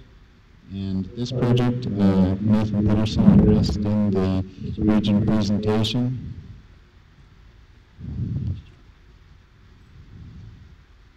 And the request there is to add $2 million to the crossing project to cover some of the settlement costs that they have for right-of-way being higher than they initially estimated. We talked about this yesterday on the tour, some of the costs associated with that bridge and those right-of-ways that were not anticipated. So we would request approval to add an additional $2 million to the Layton I-15 crossing project to cover those additional right-of-way costs. Moved and seconded that this $2 million addition be made for the I-15 crossing project. Further questions or comments? All in favor? Aye. Opposed? Thank you. Also approved. Okay. The next project is agenda item 8A-4 for SR 143 and I-15 Bryan Head Fire Erosion Control Project. Due to the fire, Region 4 is proposing to fund a project with $1 million of funds out of their Transportation Solutions Program to cover a lot of the control work they're having to do with that's an outfall from the fire. There's many challenges associated with that flooding, and the erosion has caused them quite a bit of challenges on 143 between Perry-Warren and Bryan Head. So the request for approval is to add the new project of SR 143 and I-15 at Bryan Head Fire Erosion Project for $1 million. I move to approve. Please, Danny.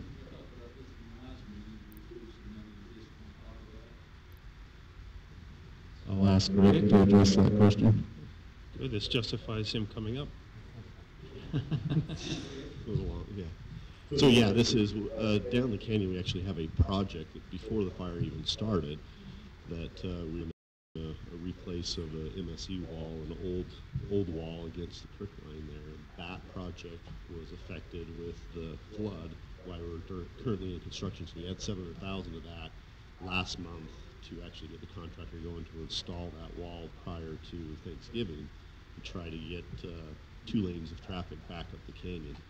So that was totally separate. That was with the current construction project we had. This $1 million is just to address all of the drainage challenges all the way down the canyon. We've spent days and days after a flood will come, it'll rip our cut ditch out 3-4 feet deep. We'll put it all back. Another storm will come a couple days later and wipe out everything we just did. So we're trying to get riprap in there and culvert replacement. We replaced 5 or 6 culverts. They're already clear full of material. Our guys are just up there like every day now doing work up this canyon. And then, as most of you probably drove up, you've seen all the debris that we're removing right next to I-15. That's all come down the canyon. We've got just mounds and mounds of dirt between us and the county removing the debris that's where the crossing is on I-15. So it's just a lot of work for us right now. This $1 million will allow us to try to get more of a permanent solution in there to deal with this, so we're just not up there all the time doing work.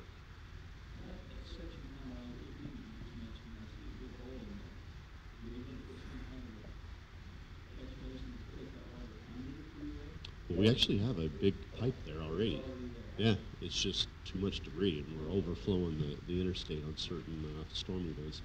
They're also working on, the county's working on a detention basin right there with the property owner, trying to purchase the property and get a detention basin near I-15 that'll detain it and then, let the flows go underneath the interstate of what the interstate can handle.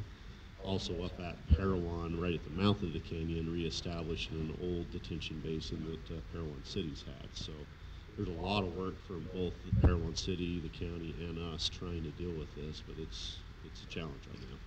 This $1 million would give us state money to where we can kind of do design build type work and get people up there and deal with these problem areas as quickly as we can. Donna?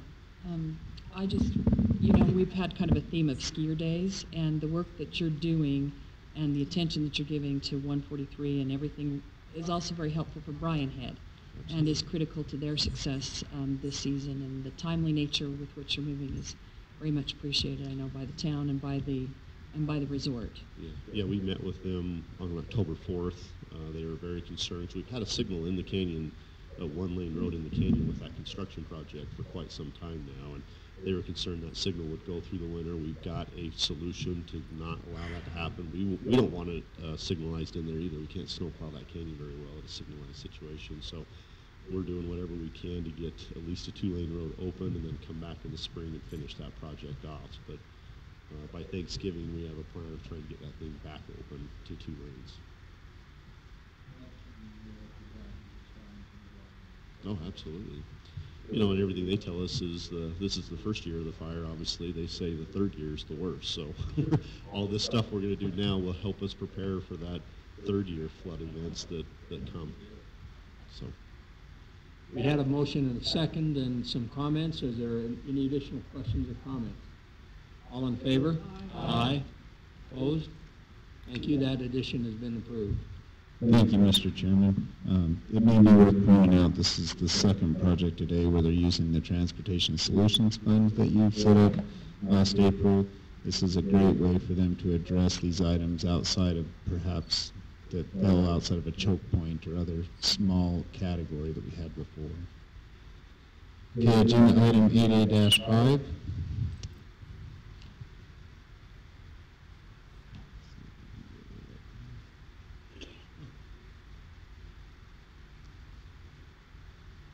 Okay, this agenda item is Garfield County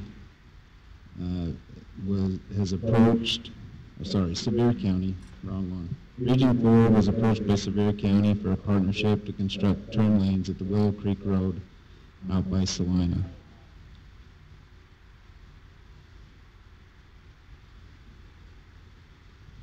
Sorry, thought someone said something, my bad.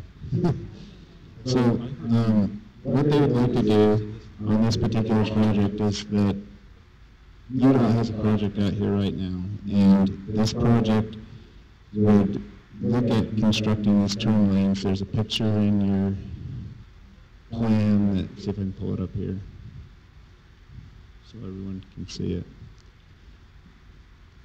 This picture here shows a desire for them to be able to construct a turn lane, and those turn lanes would help with a lot of the gravel trucks and heavy trucks they have that come out from that area into this high-speed location. The cost to build that turn lane is $1.2 million. So the proposal from the county is that we cost share on this and each pay for 50% of that. The region is proposing that we do that we do the cost share and we do our half. They have a little bit of money in their existing project to cover that. They're short about $400,000 to cover the cost share and add the scope.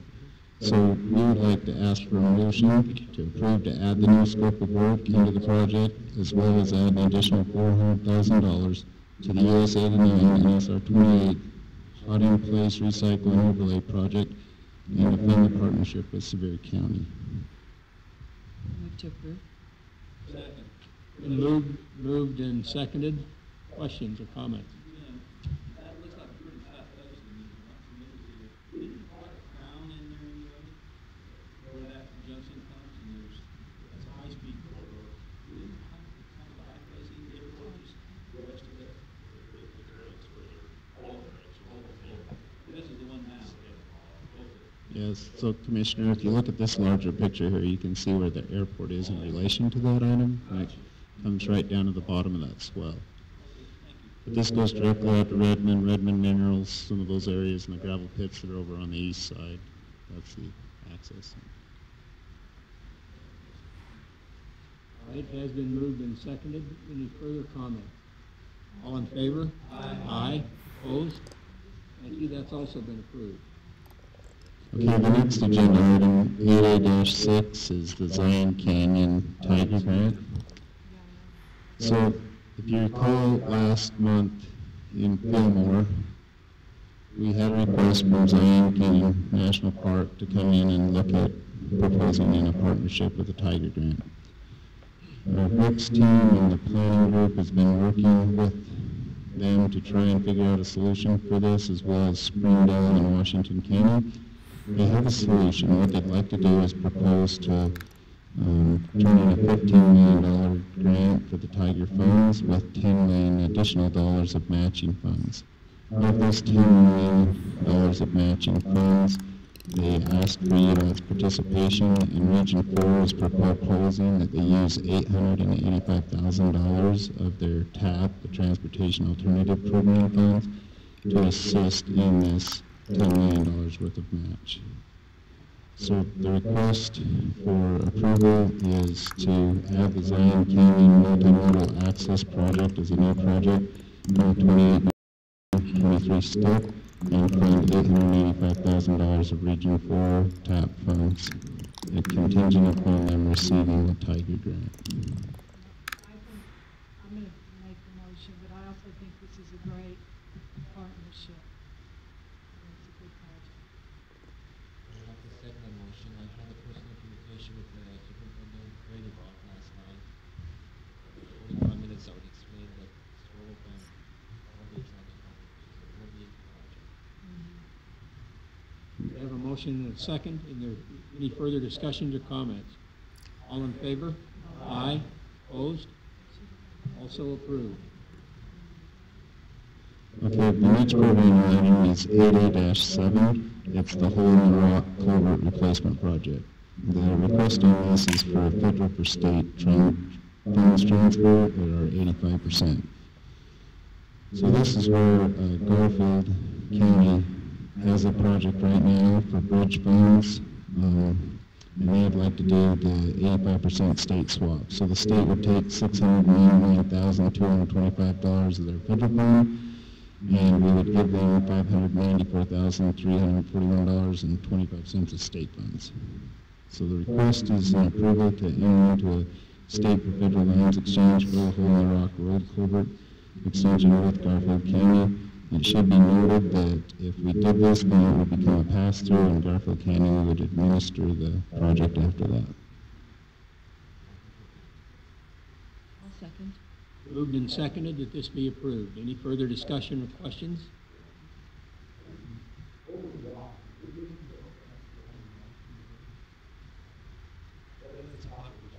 Yes, it is. It was 125 years ago. It still seems to be working well. So just to answer, there's a question about the... It's not a state. It's a county. There's a question on the Hole in the Rock Road. It starts right off of our highway in Escalante and extends all the way out to Lake Powell where the Hole in the Rock registration sign is. And there's a number of recreational activity events along there, Commissioner McConkey, that people access. Those are the locations where they, correct. Any further question or comments? Just bandits. All in favor? Aye. Opposed? Thank you. Okay, the next project is item 8A-8. It's SR 102 bridge out over the West Canal in Box Elder County. This is out by Thatcher, and they need additional funding for this bridge because of a bunch of utilities they found out needed to be relocated in order to do the bridge improvement. They need to relocate water, gas, irrigation, and telephone lines. So the request is to add $500,000 in additional funding to the SR 102 bridge over the West Canal, the D820 structure in Box Elder County. Moved and seconded that this Box Elder County project have this funding addition. Is there any further comment or question? Please. In these circumstances, the utility companies don't provide any help? So we have agreement on all utilities. They're different for different roads and areas that are there, but if we remove an area or widen an area and they have to be relocated, we have certain responsibilities. In some areas, there's a cost share. This $500,000 represents our responsibility on this project for those utility relocations. Further questions or comments? All in favor? Aye. Opposed? Also approved. Thank you. Yeah. Thanks, Mr. Chairman. The next item is item 8A-9. We were asked to come back and give you an update on this item, as well as seek for approval. So we're going to ask you today to approve 4 recreational hotspot studies, and I'm going to detail a few updates for you to address that and for those who are here. This first slide that I'm showing is a slide from UDOT's homepage. Right on the main homepage, we put a slide that says to tell us what you think, and makes it really easy for people to figure out how to comment. This is working. We're receiving tons of comments. So when they click on that slide, they get this page, and they either enter the comments there, or you can see on the left right here, there's a Receive Public Comments button, and anybody can click on that and read every comment that has been submitted. So the transparency is great. We've had comments from cities, counties, both elected officials and staff, mayors, citizens, special interest groups, lots of comments that are there. Here's an example of some of the comments for anybody that wants to look in there and see what they are. You'll notice that this snapshot, I think every one of these comments, when I looked at it this morning, is all Little Cottonwood Canyon. And the report out today is going to be much the same. In this last item, what we've done is condensed information as of yesterday on here about the comments we had received them from. So 156 from Little Cottonwood, 7 in Zions, 3 in the Arches Memorial area, 3 in Bear Lake, 1 for Joe's Valley, and 5 in locations that aren't listed up here. Just to tell you how active this site is right now and what people are adding, there were 38 more comments added as of yesterday. Most of them were to Little Cottonwood Canyon, and we received a number of them for the Rockville area about the Big Plains Road that was presented at a few different commissions as one of the choices that they might consider in that area. So quite a few different types of comments are coming in, and I'll talk to you about that in a moment. But I went and checked this just before I got up here, and that number now is even growing. We have 216 for Little Cottonwood Canyon, and we have 21 now for Zions. And most of those for Zions represent Rockville, and then access about congestion. So just giving you a feel for the public comment, it's good, it's working. John's team is getting tons of feedback and information, lots of good ideas. Everyone's figured out where to post their comments. It's working great. So this last slide I have to show you then. This represents the types of comments we're receiving.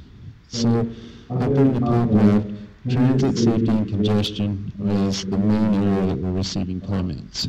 Almost all, probably 70+% of the comments relate to ideas or problems that are focused around those three areas. Or if you look down at some of the others like active transportation, tolling, parking fees, avalanche sheds, those are all suggestions that people are posting in the comments. Try these types of things, use these types of things. You'll see others like lack of parking, protect the environment, neighborhood impacts. There's a list of concerns. Those types of concerns are in here. So this list isn't all inclusive, but it gives you a real good idea of what the main areas of comment are and what's going on in the area. So our recommendation after looking at all these is consistent with where we started the discussion in Fillmore, that we need some study areas and we need some specific effort for those study areas to define the solutions in the 4 areas that were identified. So today we'd like to request that the Commission approve 4 new project plans for $2 million in Little Cottonwood Canyon to start an EIS for $300,000 in the lab area for study, for $150,000 in the Zion area for study, and for $150,000 in the Bear Lake area for study. Also note that the Little Cottonwood Canyon item would need to go to the Regional Council at WFRC on October 26th. Been moved and seconded that these expenditures for EIS studies, 4 studies, be approved. Any further questions or comments? I have a question. On this item, in the illustration we have in our archives, there's a picture of Patrick in Cash County. And it doesn't seem to have any relationship to the recreational spots that we're talking about. Because on your iPad, you're seeing 2 pages at the same time. You're seeing 2 pages at the same time on your iPad, so that was from the previous action. Yeah, that's the box culvert replacement. But if you think there's a recreational need out there, we can check into it. I know that's close to home. Any other questions or comments on this action? All in favor? Aye. Opposed? Thank you. Those studies have been approved. Okay, thank you. The next item then, Commissioner, is item 80-10 for the Mountain View Corridor. This particular item is a request to relocate some funds. So the request is to approve transfer of $10 million out of the Mountain View Corridor project in Salt Lake County, the 54 to 4100 South project. And they would like to move $2.8 million of those funds down into Utah County to the 2100 North extension of Mountain View Corridor. And then they would like to move $7.2 million as payback into the Corridor Preservation Program. Those are available funds in the current job that Joe has in Salt Lake County that they can make this payback at this time and get Region 3's project the additional funds needed.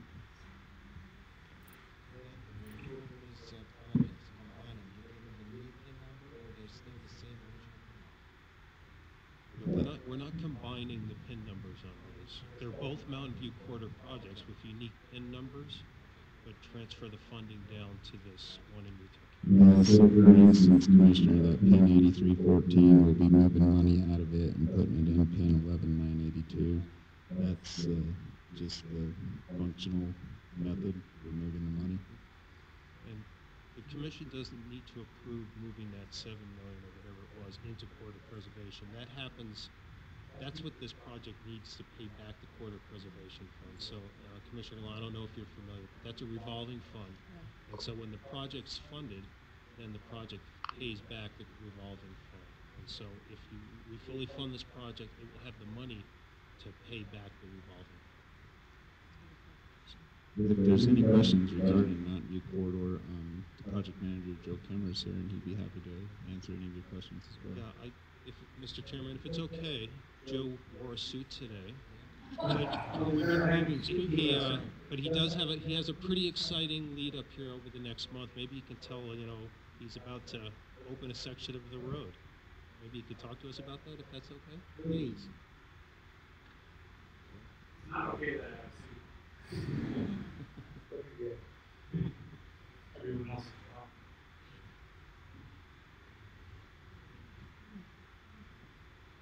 Do you want me to talk about the current opening that we have? So we have an opening of a segment of Mountain View Corridor.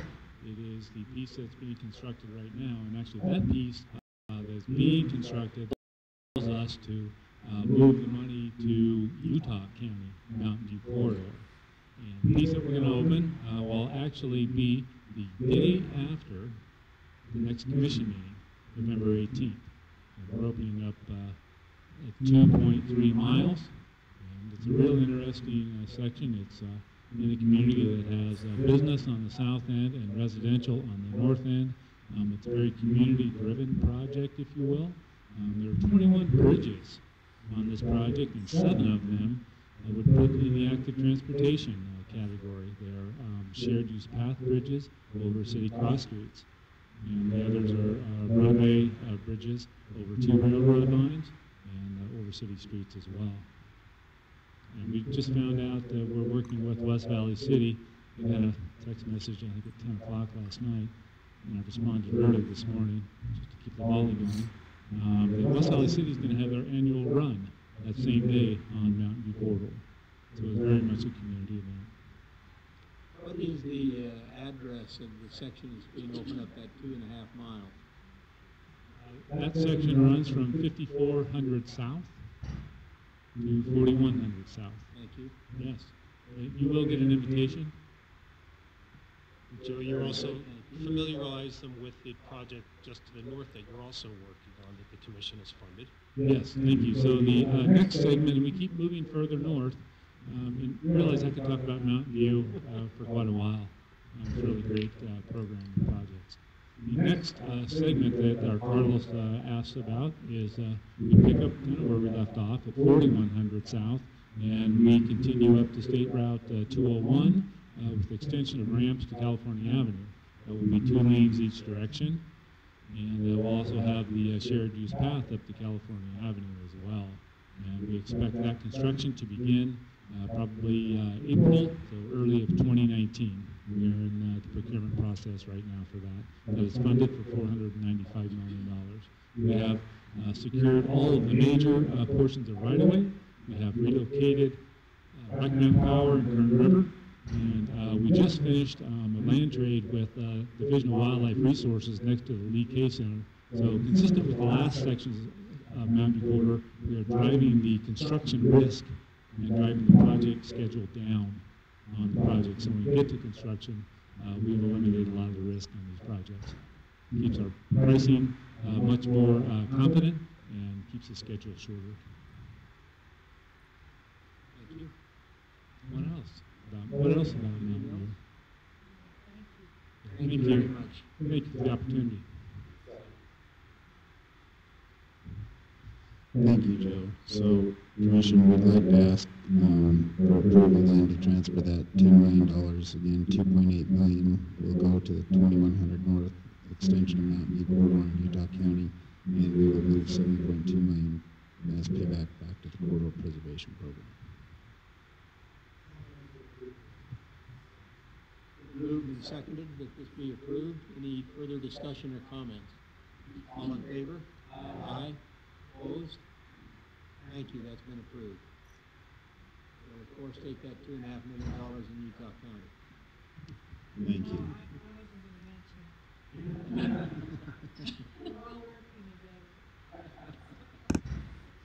Thank you. Next item is agenda item 88-11. These are for Just a information. minute. Joe, did you have another comment? Real short, Go ahead. Oh, just speak loudly. It's part of the record. Oh, Yes. I'm sorry. I have you on camera.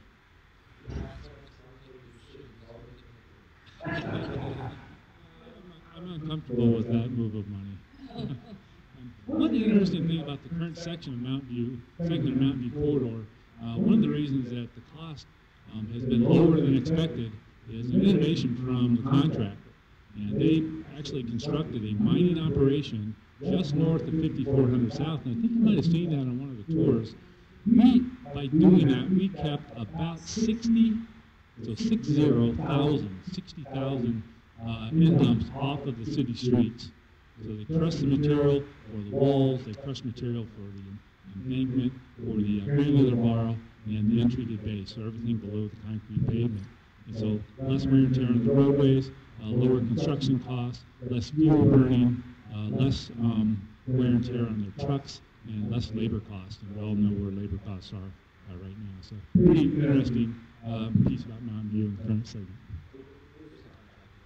The contractor is a joint venture of Ralph Wadsworth and Staker Parsons.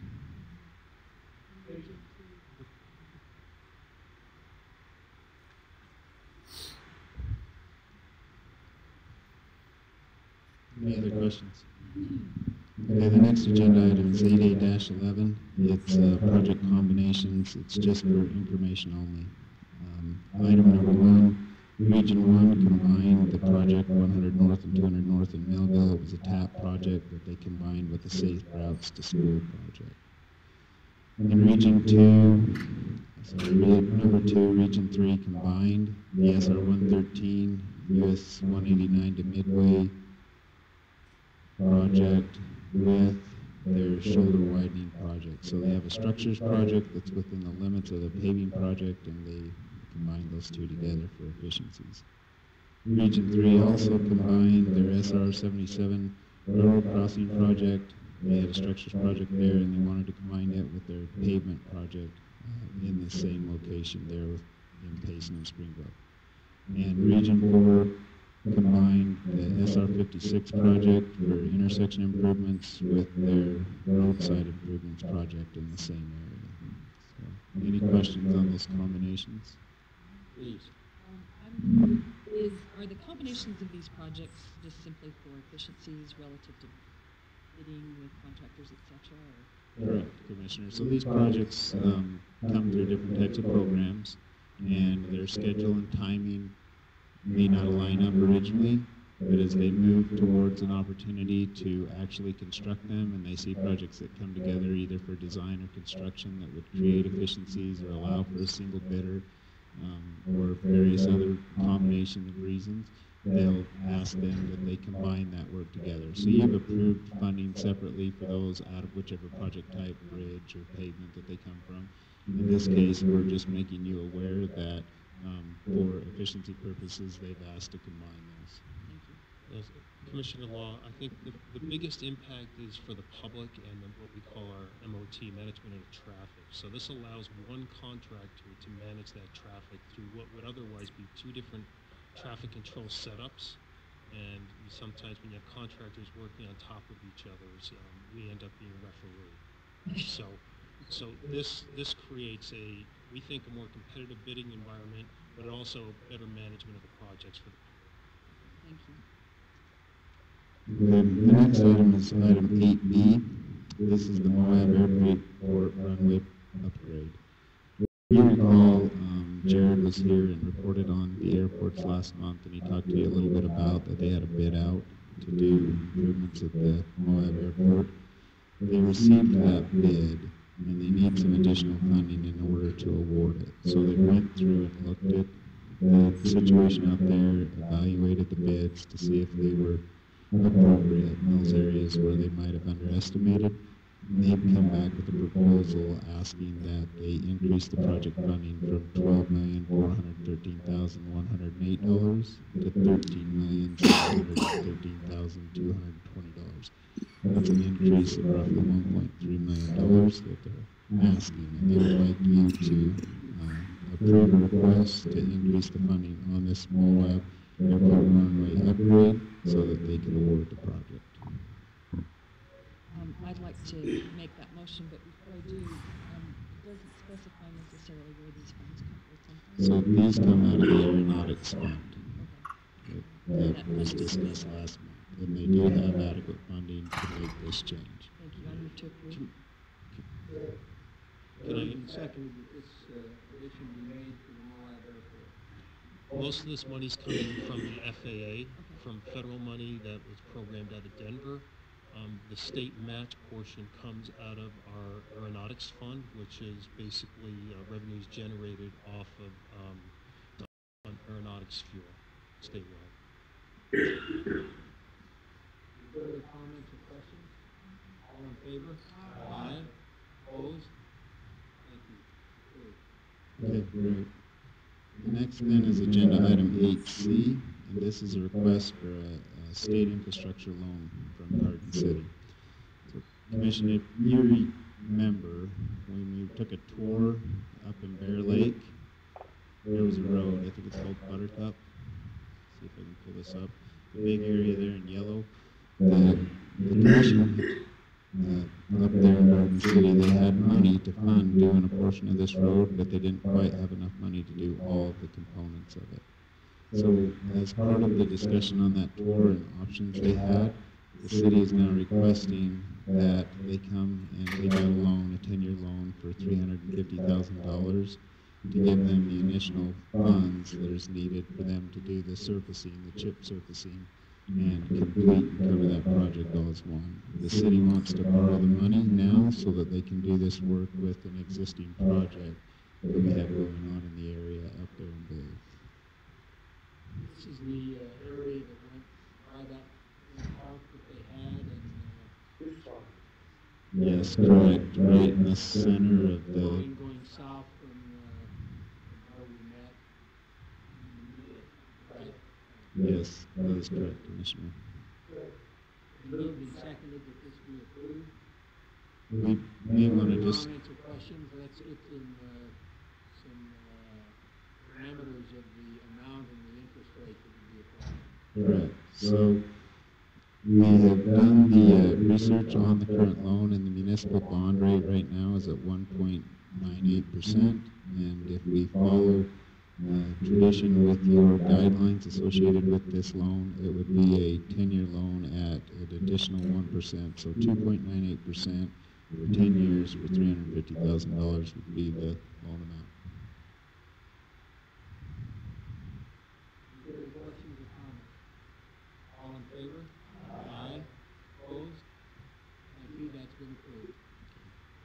I believe that's all the programming items. All the programming items, thank you, Nathan, for that. Moving to the next agenda item, I think Lyle is here for 2 further preservation projects. I've been sleeping this last month, given the, what was it, 8 and 9 the last 2 months? Something like that? Upgrade. Up against the bottom of the balance. So. All right, so let's go ahead and start with the fund balance spreadsheet. And is there something I'm supposed to be doing here?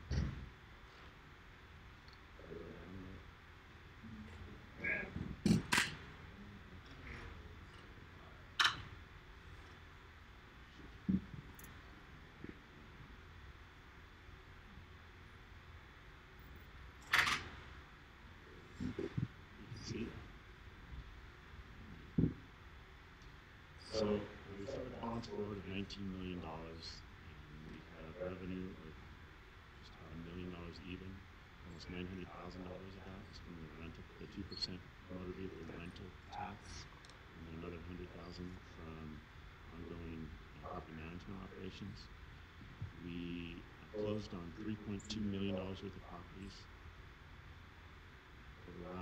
between August 29th and September 28th.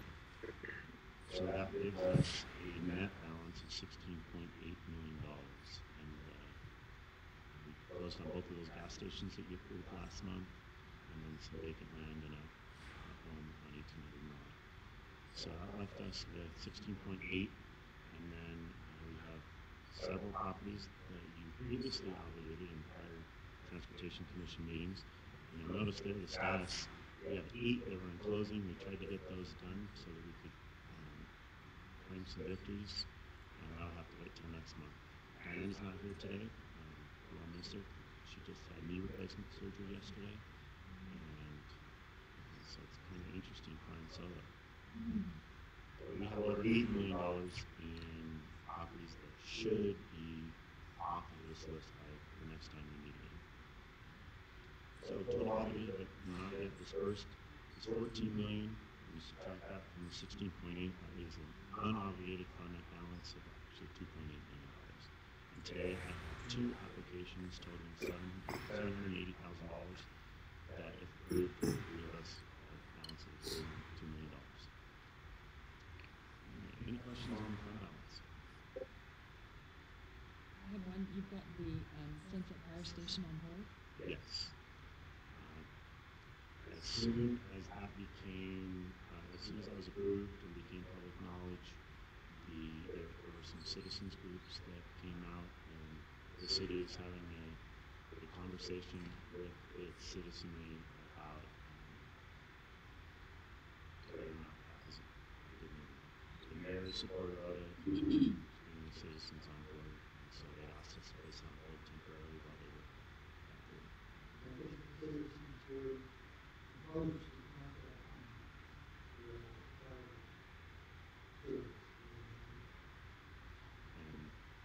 and that selling the fire station makes that decision a little more permanent. Any other questions?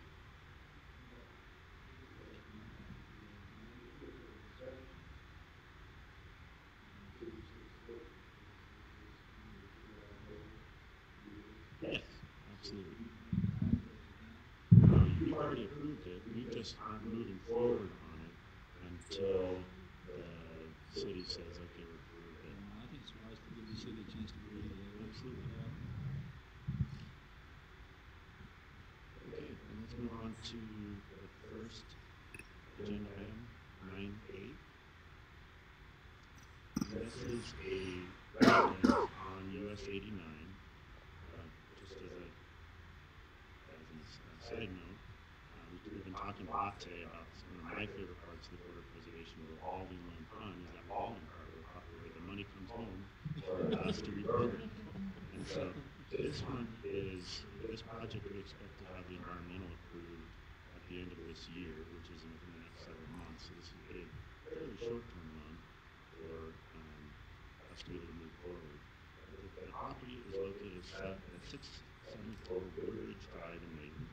It's a single-family residence owned by the Sugiharas, and Mr. Sugihara is in the beginning stages of Alzheimer's, and so his family is working with him to try to get him in a care facility while he still has the ability to get acclimated to the facility. And so they're asking us to move forward so that he can have some good quality life. And the home's 3 bedroom, 1.5 bath, 2,300 square feet. It's built in the 70s, late 70s. It's on a quarter acre. We appraised the property. It's $280,000. Again, it is in the past project that is very short term, and we reviewed it in the advisory council, and I want you to table a recommendation to obligate funding in the amount of $280,000 for us to make an offer on this home. Moved and seconded that we approve moving forward with the purchase of the Sugihara home. Other questions or comments? I had a question. Here in 1979 is kind of borderline by asbestos and lead paint paint, so when you purchase it, do you provide inspection on all items? We do asbestos, lead-based testing, and most on the buy side, we also have to test for meth and whatnot, and that is a decision that becomes more relevant when it's a longer-term purchase, or we're going to put a tenant in it, where we have a project that's imminent. That discussion then becomes more on the demolition side. We still have to do some of that testing before we can demolish it, but we do absolutely take that into account. It's required. Thank you. Further questions or comments? All in favor? Aye. Opposed? Thank you. I think we included some maps here that I forgot to show you.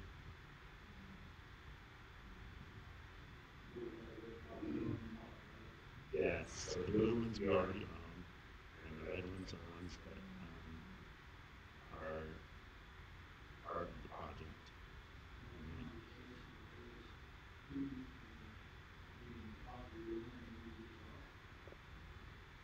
This project had its original environmental impact study approved in 1996. So this is the reason why we have the fund. The genesis of the fund was For 89. we completed the environmental impact study, we got the record of decision, and it's a very long corridor that was studied and not enough funding to do all of the segments at once, and so these people had lines gone through their homes, some of them, for 20 years. And so they went to the legislature, and the legislature created this fund as a means of ameliorating the impacts of our planning process. This is Kaysville, actually. This is Ogden. And then Diane was kind enough to share with us a smaller version of the same one, in case you are farsighted with us.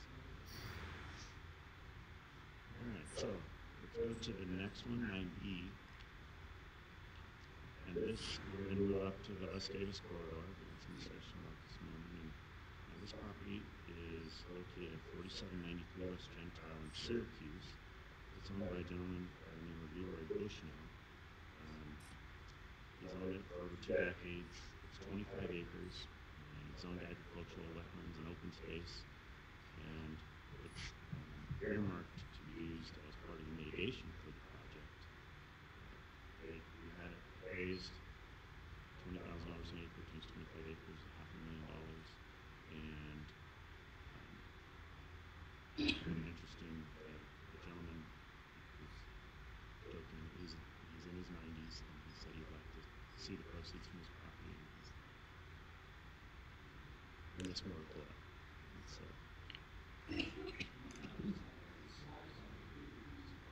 yeah, it's all over the place. No, it's just very, yeah.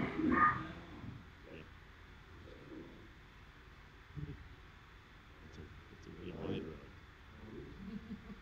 Well, you can see the road right next to it.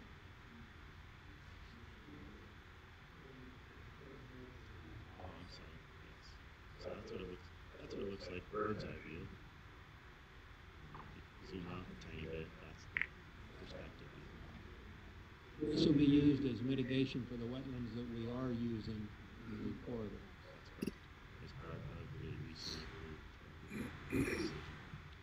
One of the questions that was raised in the advisory council when we were looking at this property, the question was raised is how much wetland mitigation do we need?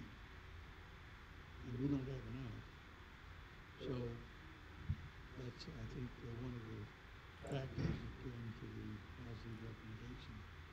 Pick it up.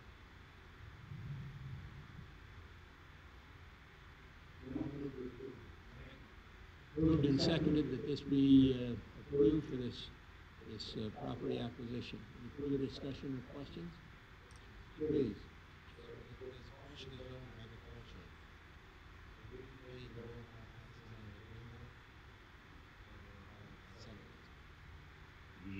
If it is in Greenbelt, which probably is, then they're required to pay rollback taxes. Yes, we're the ones that are taking it out.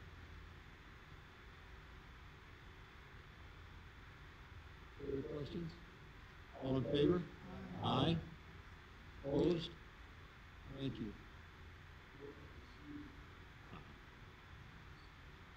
All right, so let's go to the next tab, which is 10. Okay, Congress is trades. This is a trade exchange, proposed exchange on our Redwood Road project in Salt Lake County. That segment that's being widened between 126th and there. And we bought some property, and we're attempting to purchase some property from the next door neighbor to that property, a gentleman by the name of David Hall. And he owns property that we need for the project at 13191 South Redwood Road, and we own the adjacent property. And we'd like to take, we purchased the entirety of the property, and so that means there will be some adjacent property that's outside of the footprint of the project. We'd like to trade that property to Mr. Hall for property we need from him, and it's an unbalanced trade in that we have more property that we're proposing to give to him than he has, than we need for the project. And so that difference is 9,772 square feet, which we have valued at $52,746. We also need some easements on the property that he's keeping, so to add out $3,000 worth. So our request is that you approve an exchange/purchase Matt's property, Mr. Hall's property, and then Mr. Hall will come to closing with $50,579 to make up the difference. He has agreed to that? Yes.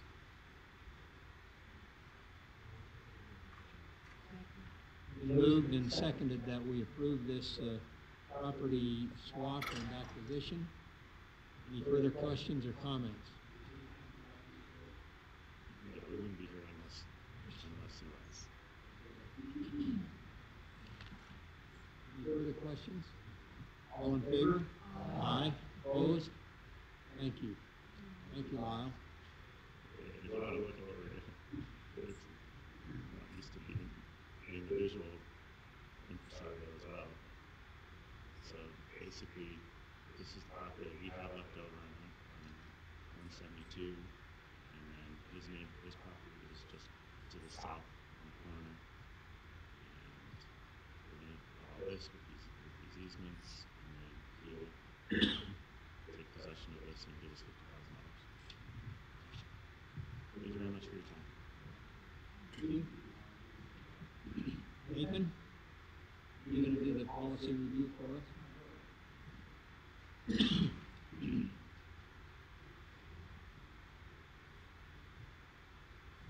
Thank you, Chairman, Commissioners. Policy UTC 01-01 was presented to you last month, and this policy includes a bunch of updates that removed definitions that no longer apply and made changes that are consistent with those things we asked for in the 2000 STIP workshop. For instance, the addition of the transportation solutions needed a definition. So the policy was revised. We presented it to you last month. We placed it out available so the public could comment. We received no comments formally from you or from anyone from the public. We're now recommending that you consider updating your policy as presented.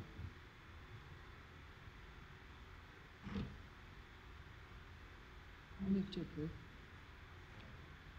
Moved and seconded that the policy be updated as has been presented and discussed the last couple of months. Any further questions or comments?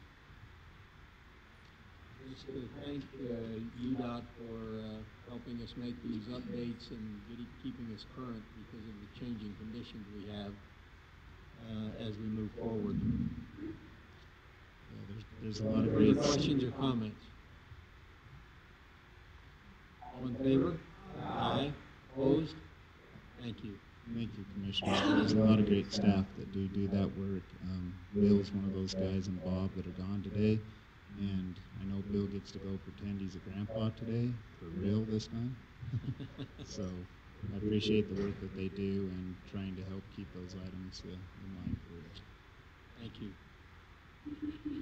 All right, we have some accomplishments and conditions reports that we are going to hear. Asset management and structures. Again, this is part of our commission meeting as we prepare for next spring, where we hear from each of the departments over the next several months. So we appreciate you being here, Monty, and giving us this report. Well, thank you, Commissioner. I'm glad to be here.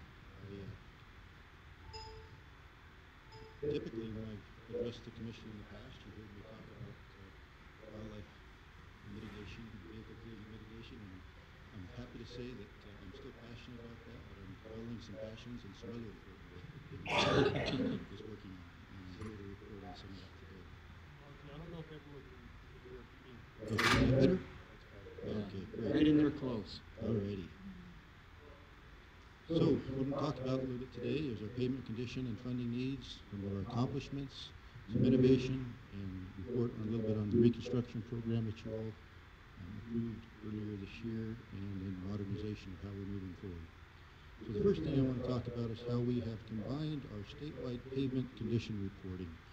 And this was made necessary to avoid confusion. If you recall, previously we had different measures for low volume and for high volume, for interstate, and that created some challenges for our group with regard to accounting measures and engineering measures.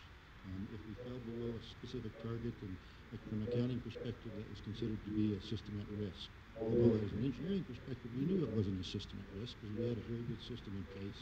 But as you recall, our low volume system, when we had some challenges during the economic downturn and we had to make some tough decisions on how to best maintain our system, we fell a little bit below on one of those categories. And so we had moved forward. We did an analysis of our pavement condition over the previous 6 years and saw that we should make a standard one-time system evaluation of 80% going forward. And that helps us with our finance partners to make sure there's no confusion of what's being involved. It does also allow us to give us adequate metric for understanding what we're doing with the system, and we will continue to report that out. We will look at our system in more detail to make sure that we are, in fact, keeping our system where we want to. And that's what this slide is here. It's our high volume system. As you can see, we have greater than 60% in our good condition and a little over 90%, 93, 5% in that range in our good or fair condition. And as you look beyond 2015, and I know as astute as the members of the commission are, that you will ask, why do we have forecasting 16, 17, and beyond? And the reason for that is we did not do a data collection in the year 2016. However, we've addressed that need, and you were kind enough to allocate us some funding this past year, and we secured methodologies, and we will be doing those distress surveys each fall going forward. It's actually being done as we speak. And so when we get that fall data coming in here in the next couple of months, we'll be able to update this, and you'll see a significant improvement specifically in the low volume system, which I'm going to show you momentarily. But the important message here is that, as you can see, we keep either maintaining or increasing our quality of our pavement given our funding limits that we have there of $210 million. I shouldn't say limits, I should say the generous amount of funding that we're able to use on that very important asset that we manage. Monty, would you explain, the 3,900 miles, and what the SA means? Absolutely, Carlos. In fact, if I got a couple of slides or two on, I'll be able to address that very well. Thank you.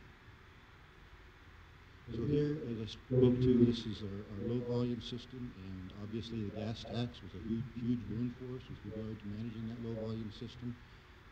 Again, we will see a significant increase after this year, last year, and this year's pavement seasons. We had some great projects, even back in my home area of Region 4, we had some very large projects, and as you see, the trend here that's important to look at, as the arrow is pointing to, is getting up there into that 30% in the good condition, and then also rising well above the 80% in good and fair. And so that's great news for a low volume system. We're making great progress on that, and the gas tax has been a very great improvement in our ability to address those needs. And the local governments in the rural areas of our state are very appreciative, and we've been able to do some fantastic work. The rest of the commission has heard me say this, Donna probably hasn't, but for years we talked about what our need was, and we said that $40 million is what we needed to address these low volume roads. And so out of the gas tax, we get about $55 million is what our portion of that is, because we get 70% of the total, 30% goes distributed to the cities and towns. So we said with this $40 million, we'll commit this to these low volume roads and try to make a difference. The other $15 million we're putting towards our bridges. So that's where that gas tax increase went. Sorry. Yeah, thank you for that help in clarifying. So talk about some accomplishments, what we've been able to do this past year. As you can see, we had a large number of projects scattered throughout the state. 83 projects in the high-volume system, totaling around $190 million. 32 of those in the preservation type, those are seal type project, 39 in the rehabilitation and a little bit of reconstruction type work, and then 12 maintenance. That's something that you may not have seen in the past. We do some chip seal type work with our maintenance forces. I think it helps us tell a more complete picture of our pavement system, so I chose to include those in this chart. Also on the 37 projects in the low volume, again, $50 million preservation rehabilitation projects. If you're wondering how come there's a little bit of difference in numbers when we say we need a $40 million program and yet you're showing 50, or we have 210, you have 190 or some of those changes. Anytime you take a snapshot in time, you have programmed amounts and you have payment amounts. And so when you see those deviations in funding, that's what's going on, is you just get a different picture depending on when you take that snapshot from programming to actual spent. So we are taking good care of the money and tracking it well. I just wanted to explain that differential there for you. So as you see, a lot of projects scattered throughout the state, a lot of great work accomplished this year, and helps get our roads looking the way they are. You can see the improving condition. So here we go, Carlos. This is just a couple of slides here. I wanted to discuss surface area for you. And so what a surface area is, for those of you that may not be talking pavement on a daily basis in your lives, is a surface area is 12 feet wide by 1 mile long unit of measurement. And so it defines the pavement section we call a surface area. And so when we talk about surface areas, that's how we talk about how we do pavement treatments. And so we have a goal here. Down on the bottom right of the slide, you can see statewide, we have a goal of 1,751 surface areas. So how that was arrived at is you have the total number of surface areas, and they took an average life of the typical pavement, I'll say an average treatment type, and that is 11 years. And so they divided by the total amount of surface areas by 11, and you come up with the number of surface areas that need to be treated each year to make sure you have each area, or getting to those particular sections of highway on the basis necessary to maintain them in good condition. Each of the regions have a different goal based on the amount of surface areas they have in their region. If you look on the bottom, in the legend there, you can see the goal for Region 1 at 330, Region 2, 400, 330 for Region 3, and 691 for Region 4. And so our goal is to, each of the regions is to acquire their surface areas, or I should say to treat their number of surface areas each year necessary to continue the health of that pavement. However, due to the variability of project types, and some projects are more expensive than others, we measure that over a 4-year rolling average because of the needs for the pavement projects are not all the same, they're not identical. And so you may have a very expensive treatment one year, and the next year you have 3 or more projects, but not as much dollar amount. So we manage that over a rolling average. That's what this slide here addresses. As you can see, going back, some of the years, the surface areas may fall slightly below what the goal is for that year, but on the subsequent years, they go above. And then in each of the 4-year rolling average periods, we meet our overall surface area goal for that 4-year rolling average. So that's a metric that we use to measure, to see if we've gotten to each surface area and make sure our regions are taking care of their pavement needs. But it's kind of a rearward, it's future progression or projecting, but in a great degree, it's kind of rearward looking. And it may not be the best ultimate measure to ensure the health of the system. So we've been exploring, and some of the innovation we're working on is what was called a surface or sustainability index. Now, on that surface, as I stated on the surface area, each treatment was given the same value. Well, obviously, a mill and fill or a pavement rehabilitation project is going to give more surface life than a chip seal. So it's not really as accurate as we would like it to be. We're starting to have the ability with technology and our ability to forecast it with our pavement programs to start taking the specific type of treatment, giving it a service life years added to the system, and take that into account as we make our prognosis going forward. And so the intent behind the sustainability index is to replace each of the service life years lost with the equivalent number of service life years. Does that make sense? And so it is definitely a move in the right direction. It allows us to have a more accurate ability to take into, I call it the efficacy of our projects. what is the efficacy of our pavement projects and how are they helping our system? More specific to the type of treatment being applied, not just a blanket, 11 years. So we're excited about moving in this direction, and once we get our data from this fall, we intend to start forming this process and going forward, and hope to have a new metric. If I stand before you next year, I hope to have a new metric here in place that we can report on and let you know how things are going with regard to that. So that's some of our innovation moving forward that I'm very excited about. As you can see on the funding levels, if you get to 1, that would be ideal, right? Because if you replace every service life year lost with a new service life year, it would be a 1-to-1 ratio. Well, we're going to shoot for 1.1 because we don't want to fall below that. We want to make absolutely certain we're taking care of our needs. But 1.1 is a pretty darn good goal. Okay, you mentioned the pavement reconstruction project. You folks all, back up.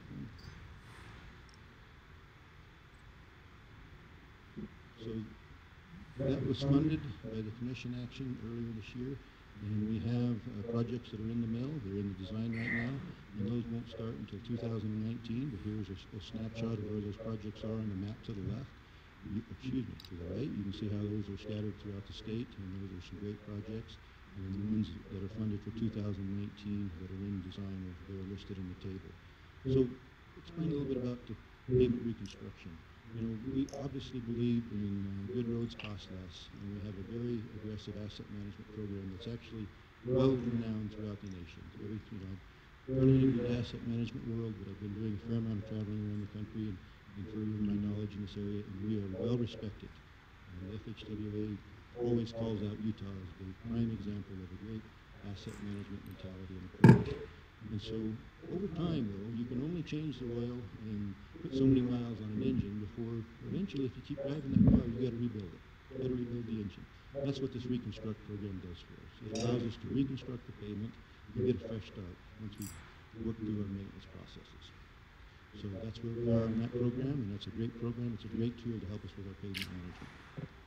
And finally here, talking about modernization. Jason is a little braver than I, because he ran live on his program, his presentation in our dashboard.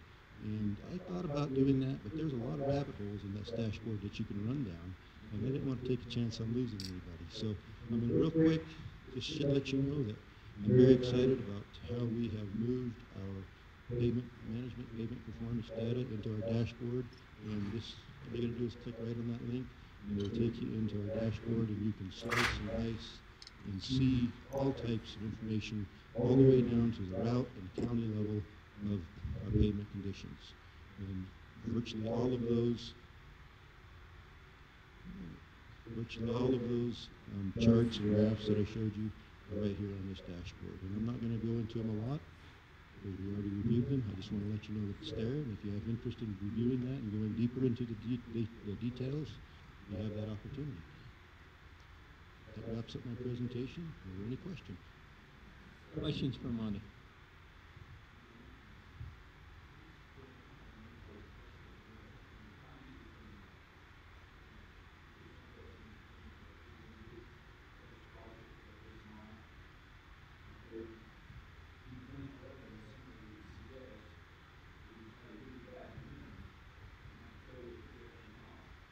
Is it pavement? Are you wondering how we determine what the appropriate pavement?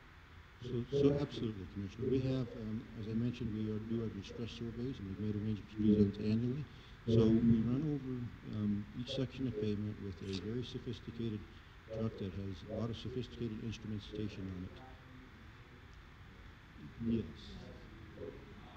Okay, yeah, and so what that does is it gets the distress survey and all the environmental tracking and all the environmental wear, the rutting, the faulting, all of the issues related to the pavement, and we get a good record of that each year. And then as we have a very sophisticated pavement management system called DTEMS. It's by a software manufacturer of Dayton, is the name, and we take that information and we put a lot of parameters into this DTEMS software, and it runs algorithms and it makes recommendations of projects going forward. That information is then distributed to our area or region pavement management engineers, And they take their empirical data that they've learned from being out looking at the projects and the maintenance crews and the folks within the region, and they analyze to make sure that the theoretical or distress data that's gone through the algorithms in the program match up with the empirical data that they're observing.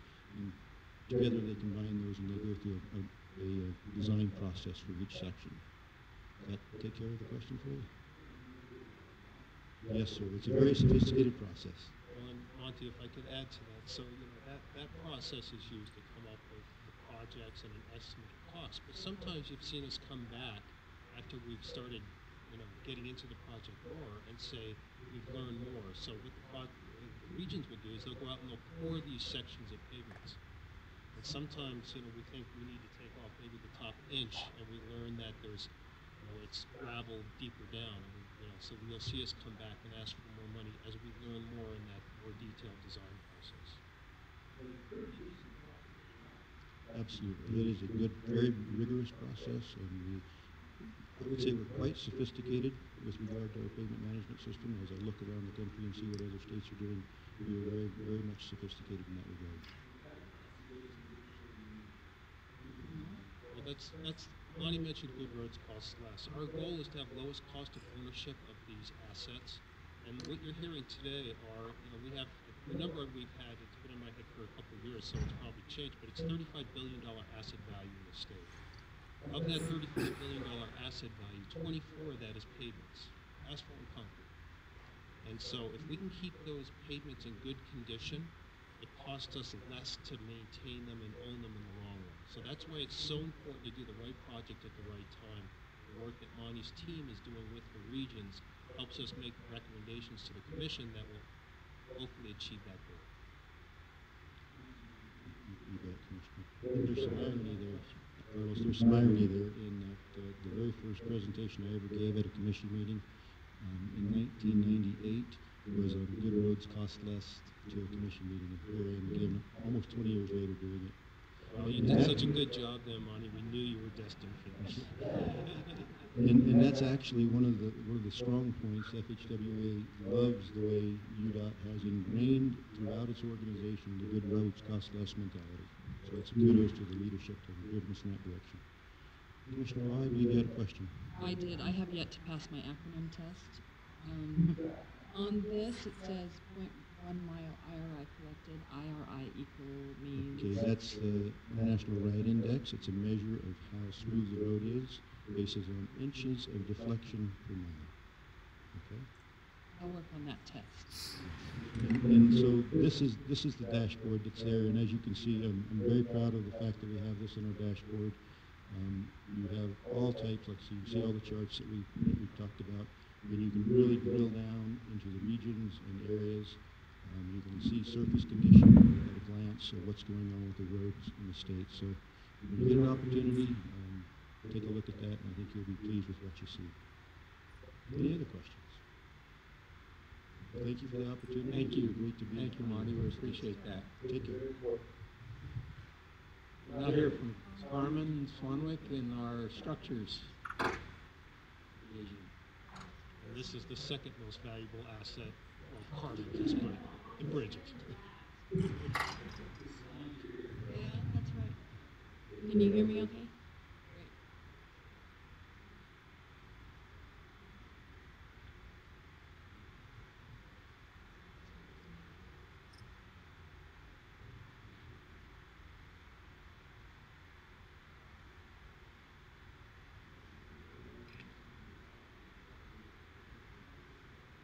It needs to be done, yeah. I can imagine, yeah. We better do something.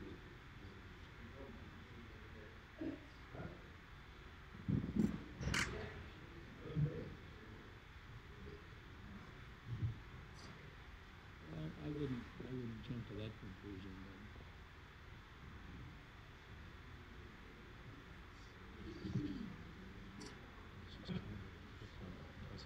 Yes, we have a lot of,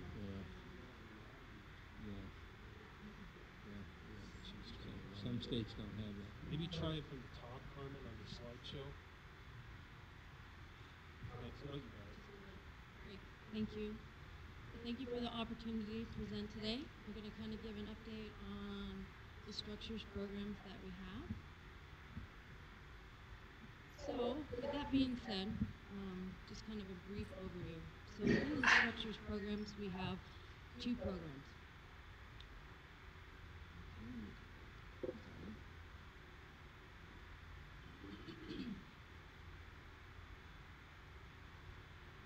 There we go. So within the structures programs, we maintain or manage 2 programs. One is the bridge replacement and rehabilitation program, and one is a bridge preservation program. Within those 2 programs, we have other minor programs as well as we manage our projects within the funding for the 2 major programs. So within the R&R program, we manage the bridge inspection program and the load rating maintenance program. And within preservation, we manage a scour mitigation program and the maintenance program. So you'll kind of see as I go through the presentation, there's minor programs within the majors, and then we'll discuss a few projects within those programs. So as part of 2017, it was a big year. We rehabilitated 13 bridges. I'm sure if you drove around Region 2 that you would know that I-80 and Foothill area was under construction this summer.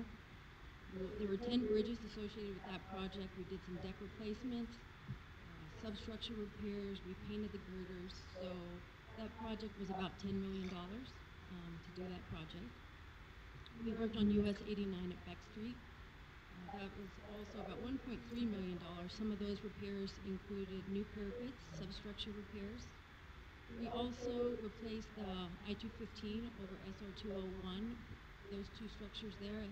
We included that with the construction project that's occurring now for efficiency, that we were able to replace the superstructure on those 2 bridges. Carmen, would you explain superstructure and substructure? Sorry.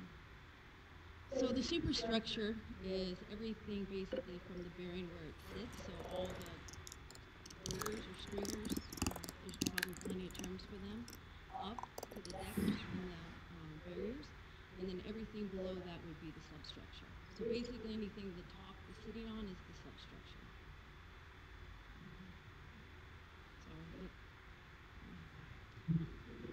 Sorry. I don't know what else to say sometimes, because that's what I know. That's perfect.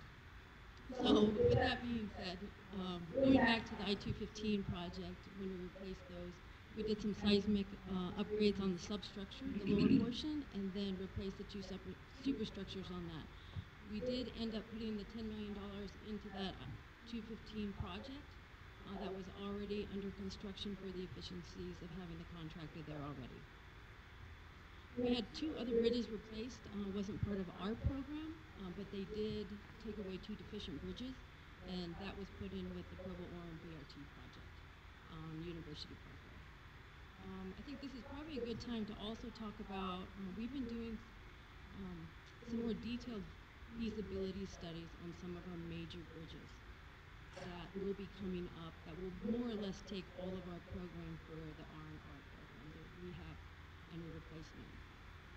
And so we've been looking at that, and a lot of that was due to, as you'll see in the STIP workshop this year, our program will be different.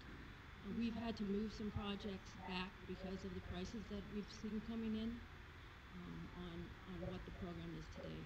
You have to keep in mind too that we also programmed these projects 5 years ago. And so we've just been seeing recently the effect of the cost increases. So that is why you will see changes in our program this year. And it is another reason why we are trying to do a better job of feasibility studies and working with the regions on these major bridge replacements, because we realize that there's more work in the pavement area and safety area as well, and it's better if we all can combine into one big project for those larger bridges. So this is just kind of a snapshot. It's more fun to look at pictures than words. This is I-80, 1700 East at East Canyon, where we were replacing the deck on, this is Foothill southbound to 215. And this is some of the substructure repair that we were doing on the I-215 over the SR-201 project. should point out the reason we decided just to replace the superstructure on this is we felt the substructure was in pretty fair condition, but the superstructure pin and hanger assemblies and some steel areas were deteriorating, which is why we only replaced the superstructure as part of this project. So going into our 2022 program, the program value right now is the 32.1 million. I just have up here the goals to ensure the safety, and we always programmatically approach to rehabilitating or replacing the deteriorating structures. So the two projects we are going to put in the 2022 program you have seen, and I believe you drove over them yesterday, is the I-84 structures, and that goes over UPRR in the Weaver River. The reason we've decided to move this back is there are some higher needs in other areas, and we've already done some minor rehabilitation on these two bridges, so we feel that these two we could move to the 2022 program, and we would monitor them, but we feel that we don't see the risk in moving them.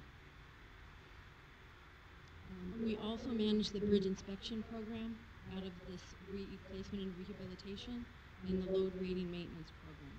And maybe I'll just remind everybody that that was that 5-year program that we did for $11 million in load rating every bridge in the state. And so now we're into just a maintenance of that program. So you'll see the dollar value as I go through this. But so that major bridge, I believe you saw this yesterday, we are allocating $30 million for this. There will also be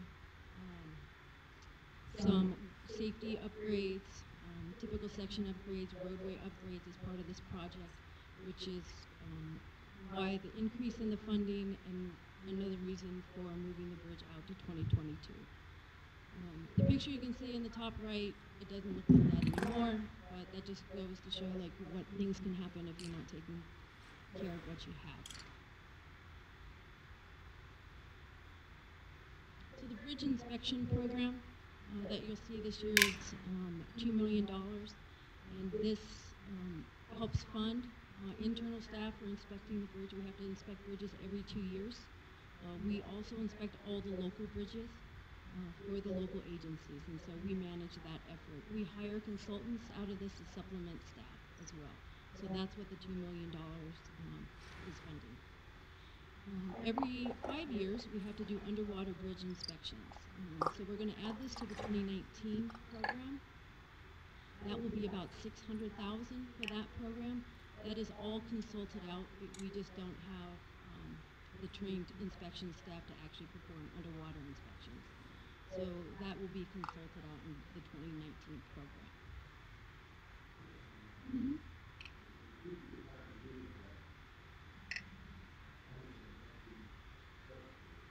Yes. Yeah, like scuba certification, yes, underwater certifications. They're trained with all the equipment to actually take pictures and move around the substructures that are underwater. So they have all the training needed to do that. And there are federal requirements of what that training is. And so we follow in line with federal requirements. No. No. Yeah. I don't know. So No. scuba diver that wants to be down under the water. I've seen some of these bridges, and I wouldn't want to be swimming around under them, so. Yes, Commissioner. About the new standards for the FABO to the Congress. Mm-hmm. We fortunately only have 4 tunnels in the state, and 2 of them are arches. So we just had to add them to the program. So Federal Highway just recently came out with all the requirements and inspection requirements for tunnels. They've been working on it for several years. And so we are just making sure that our management system can accommodate the information that we need to collect. So that's what we mean as we bring it into our system.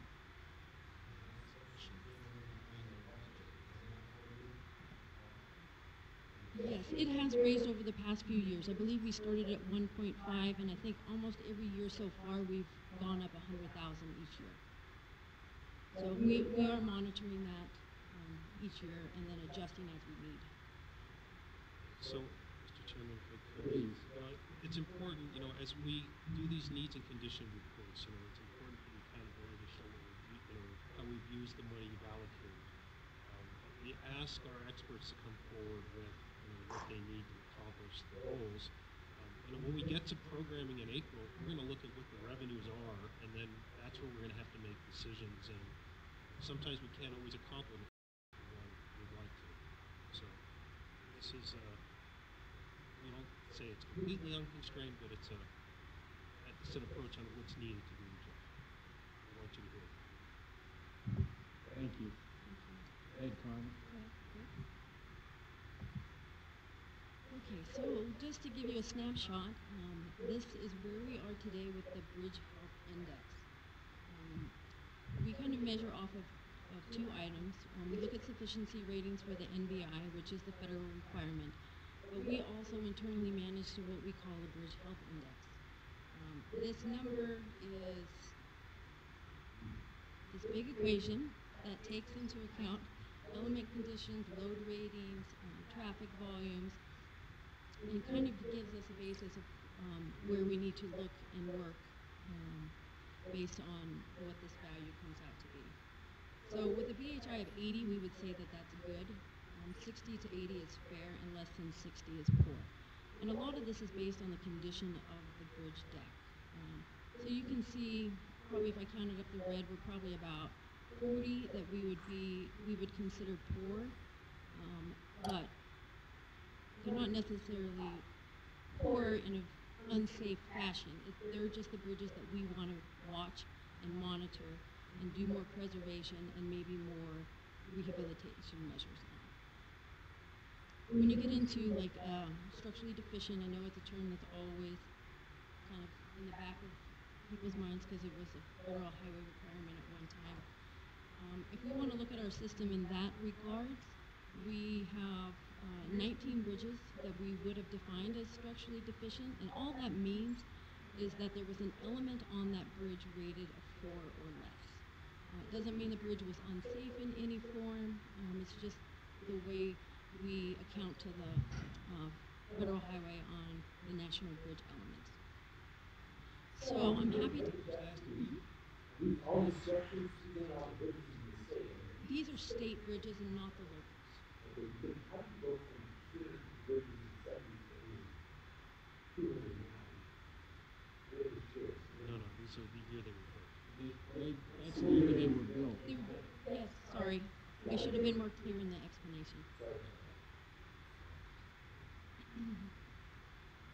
So, I guess going back to where we are from a structurally deficient, if you want to use the federal highway term, we have had 19 on our program. They've either luckily, or not luckily, but fortunately, 8 have been now taken off. They've all been replaced as part of our program.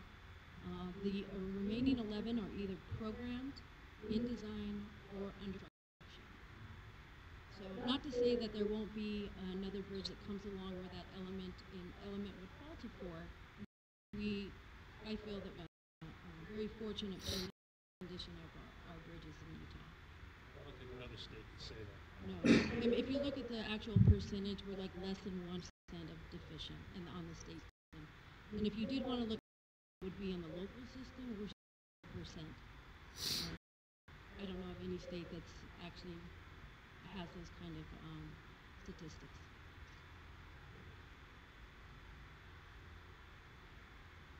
So for the load rating maintenance program, I believe last year we funded it for about $430K.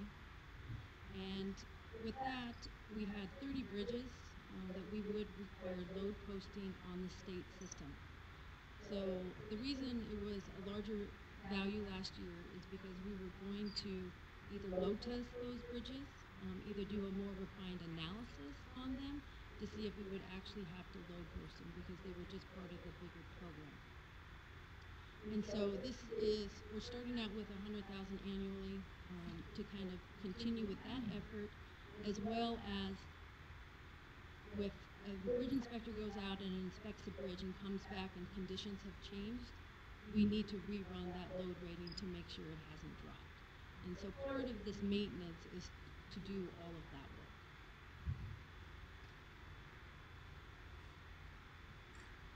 So for preservation, we had a very big year.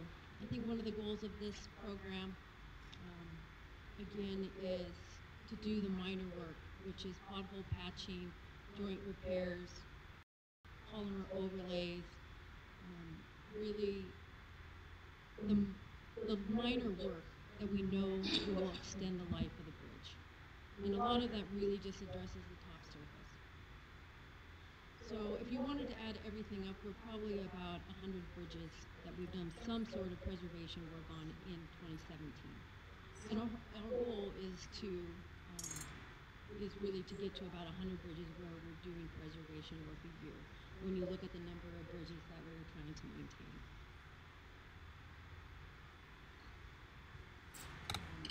I put this one on here just to point out that you can see that we repaired damages due to collisions on 5 bridges. It was a rough summer.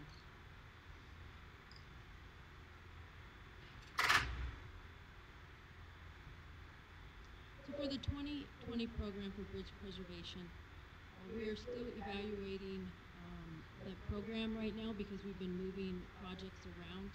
Our goal still is to probably address the needs of about 100 bridges as part of that. But because the rehabilitation and replacement program is large in the next few years, we're looking for 2020 will probably be a $10 million program or dollar value that would go to the program. And in 2021, we're looking at about $18 million for the preservation program. And then you will see the list of projects when we get through all the STIP workshops at the regions.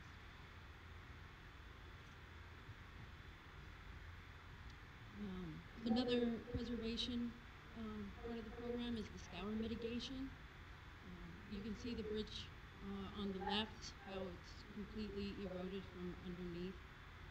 That project will be funded in 2019. That's Potash. I think that's just west of Moab. So we'll be doing work down there. The other structure that you see is near Torrey by Capitol Reef.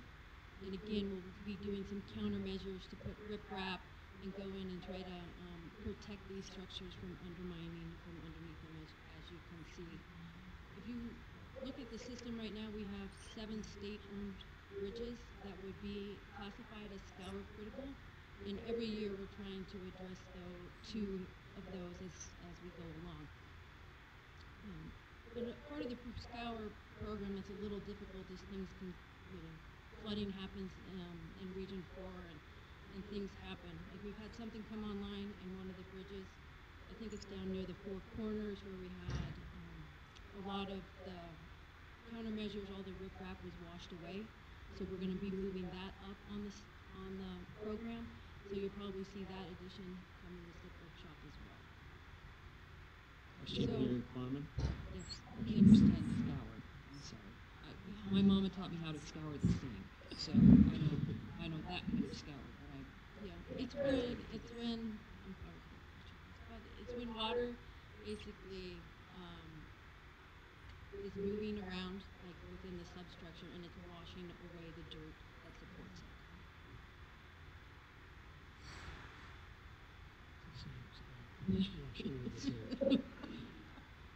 I apologize. Sometimes it's hard for me to think outside of my engineering box on terminology.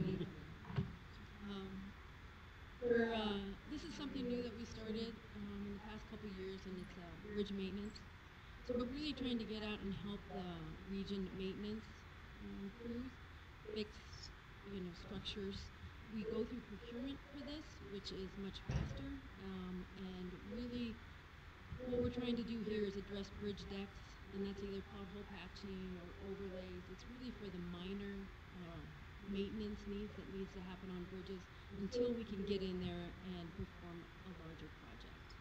And this has worked out really well. We set aside $500,000 out of the preservation program budget to fund this minor program within it. and I think we worked on at least 20 bridges this past year out of this program. And I believe that we've had really good feedback from the regions on the coordination effort that goes on here. That's the update. Does anybody have any particular questions? Any additional questions, Danny?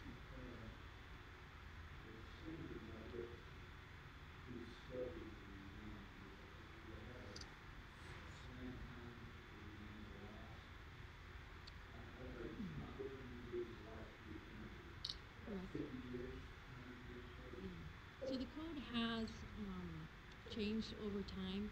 Any bridge before, say, the late 60s would be like a 50-year service design life.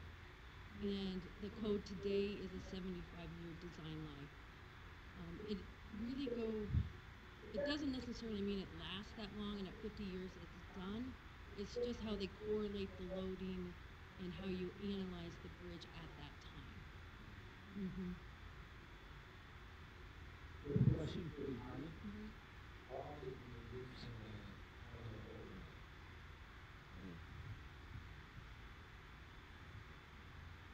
20 years?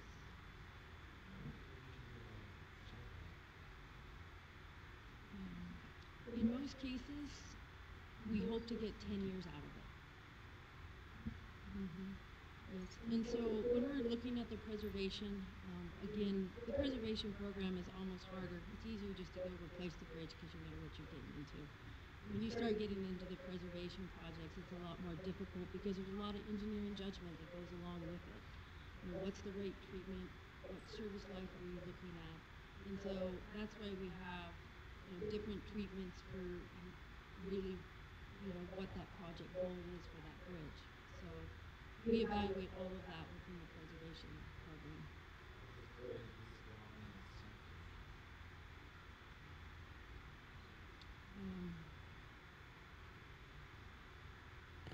For the overlay, it's much better. Any other questions or comments for Carmen? Thank you for that report, Carmen. Thank you so Appreciate much. that. I appreciate the opportunity. All right, we come down now to the final items here on our agenda. Remind everyone, last month we talked about submitting a written report to Heather for our committee reports. In addition to the written reports, do we have any salient events that have occurred in the committees that you serve on? Remind everyone to submit what you can in writing to Heather. We'll include those in the minutes every month so that they're available for public comment. Please.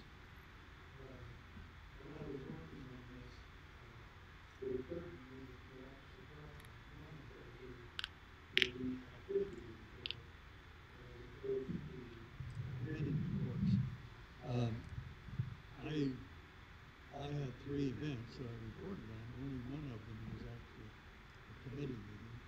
The other 2 were important meetings, but not necessarily a committee. So you might want to consider changing it from committee reports to activity reports. I think that's a good observation because I've been on the State Transportation Task Force, and that's an activity, not necessarily a permanent committee assignment. So I think that's a good.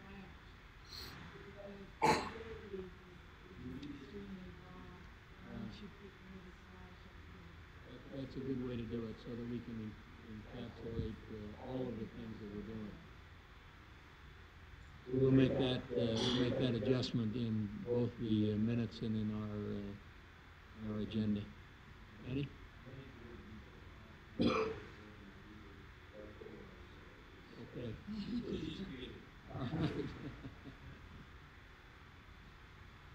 Now, we've got 2 upcoming meetings for the remainder of this year. In November, we have a meeting in Orem on the 16th and 17th, and then the meeting in Salt Lake on December 15th. I would call everyone's attention to the proposed listing that we have attached here for the year 2018. Carlos and Shane, Heather, and I met and came up with a proposed list of both dates and locations for your inspection, if you would please, and your comments back for this next year. So we've got plenty of time to make any needed adjustments, but we do have this recommendation out in front of you, and I would call your attention to that. I don't expect you to make all of your input right now, but please review this with your calendar and get back to Heather and I with any changes or problems of significant nature. We've basically tried to keep it about the same week of each month as we move forward, and we've tried to juggle the locations. I think we've done fairly well in that no region has 2 months in succession. We get around the state this way, and we'll have a chance to go to each of the regions throughout the next year. So please look at that in terms of your own planning and scheduling for this next year and get back to us with any proposed changes. Any questions about that for right now? I have one. So I noticed that there is a meeting in February is at the UDOT complex. Is that a different kind of meeting than a regular meeting? I understand. Part of the reason for the one meeting, and we hold them at UDOT, is that the legislature is in session during February. And so because so much of our UDOT contingent has to be running back and forth to the legislature, we really can't be traveling out of the area during that particular time, nor do we want to take a lot of their additional time for a tour or something like that. But we have done, last year in February we went to Salt Lake City. I would say it was one of our least attended meetings, which we were surprised. So we have tried to hit some of the communities. We have a new facility now at UDOT. A lot of legislators and elected officials are familiar with going there, so we're hoping it's a place where people can come and you guys can get a lot of input that way. Excellent. And then the workshops are in. Yeah, we do it over 2 months now because that was a really long day and a half, and so we'll start it in March, and so you'll see the staff update will be actually a workshop in March. So we usually plan half a day, sit down in March, then we do a tour, and then we have our commission meeting the next day usually.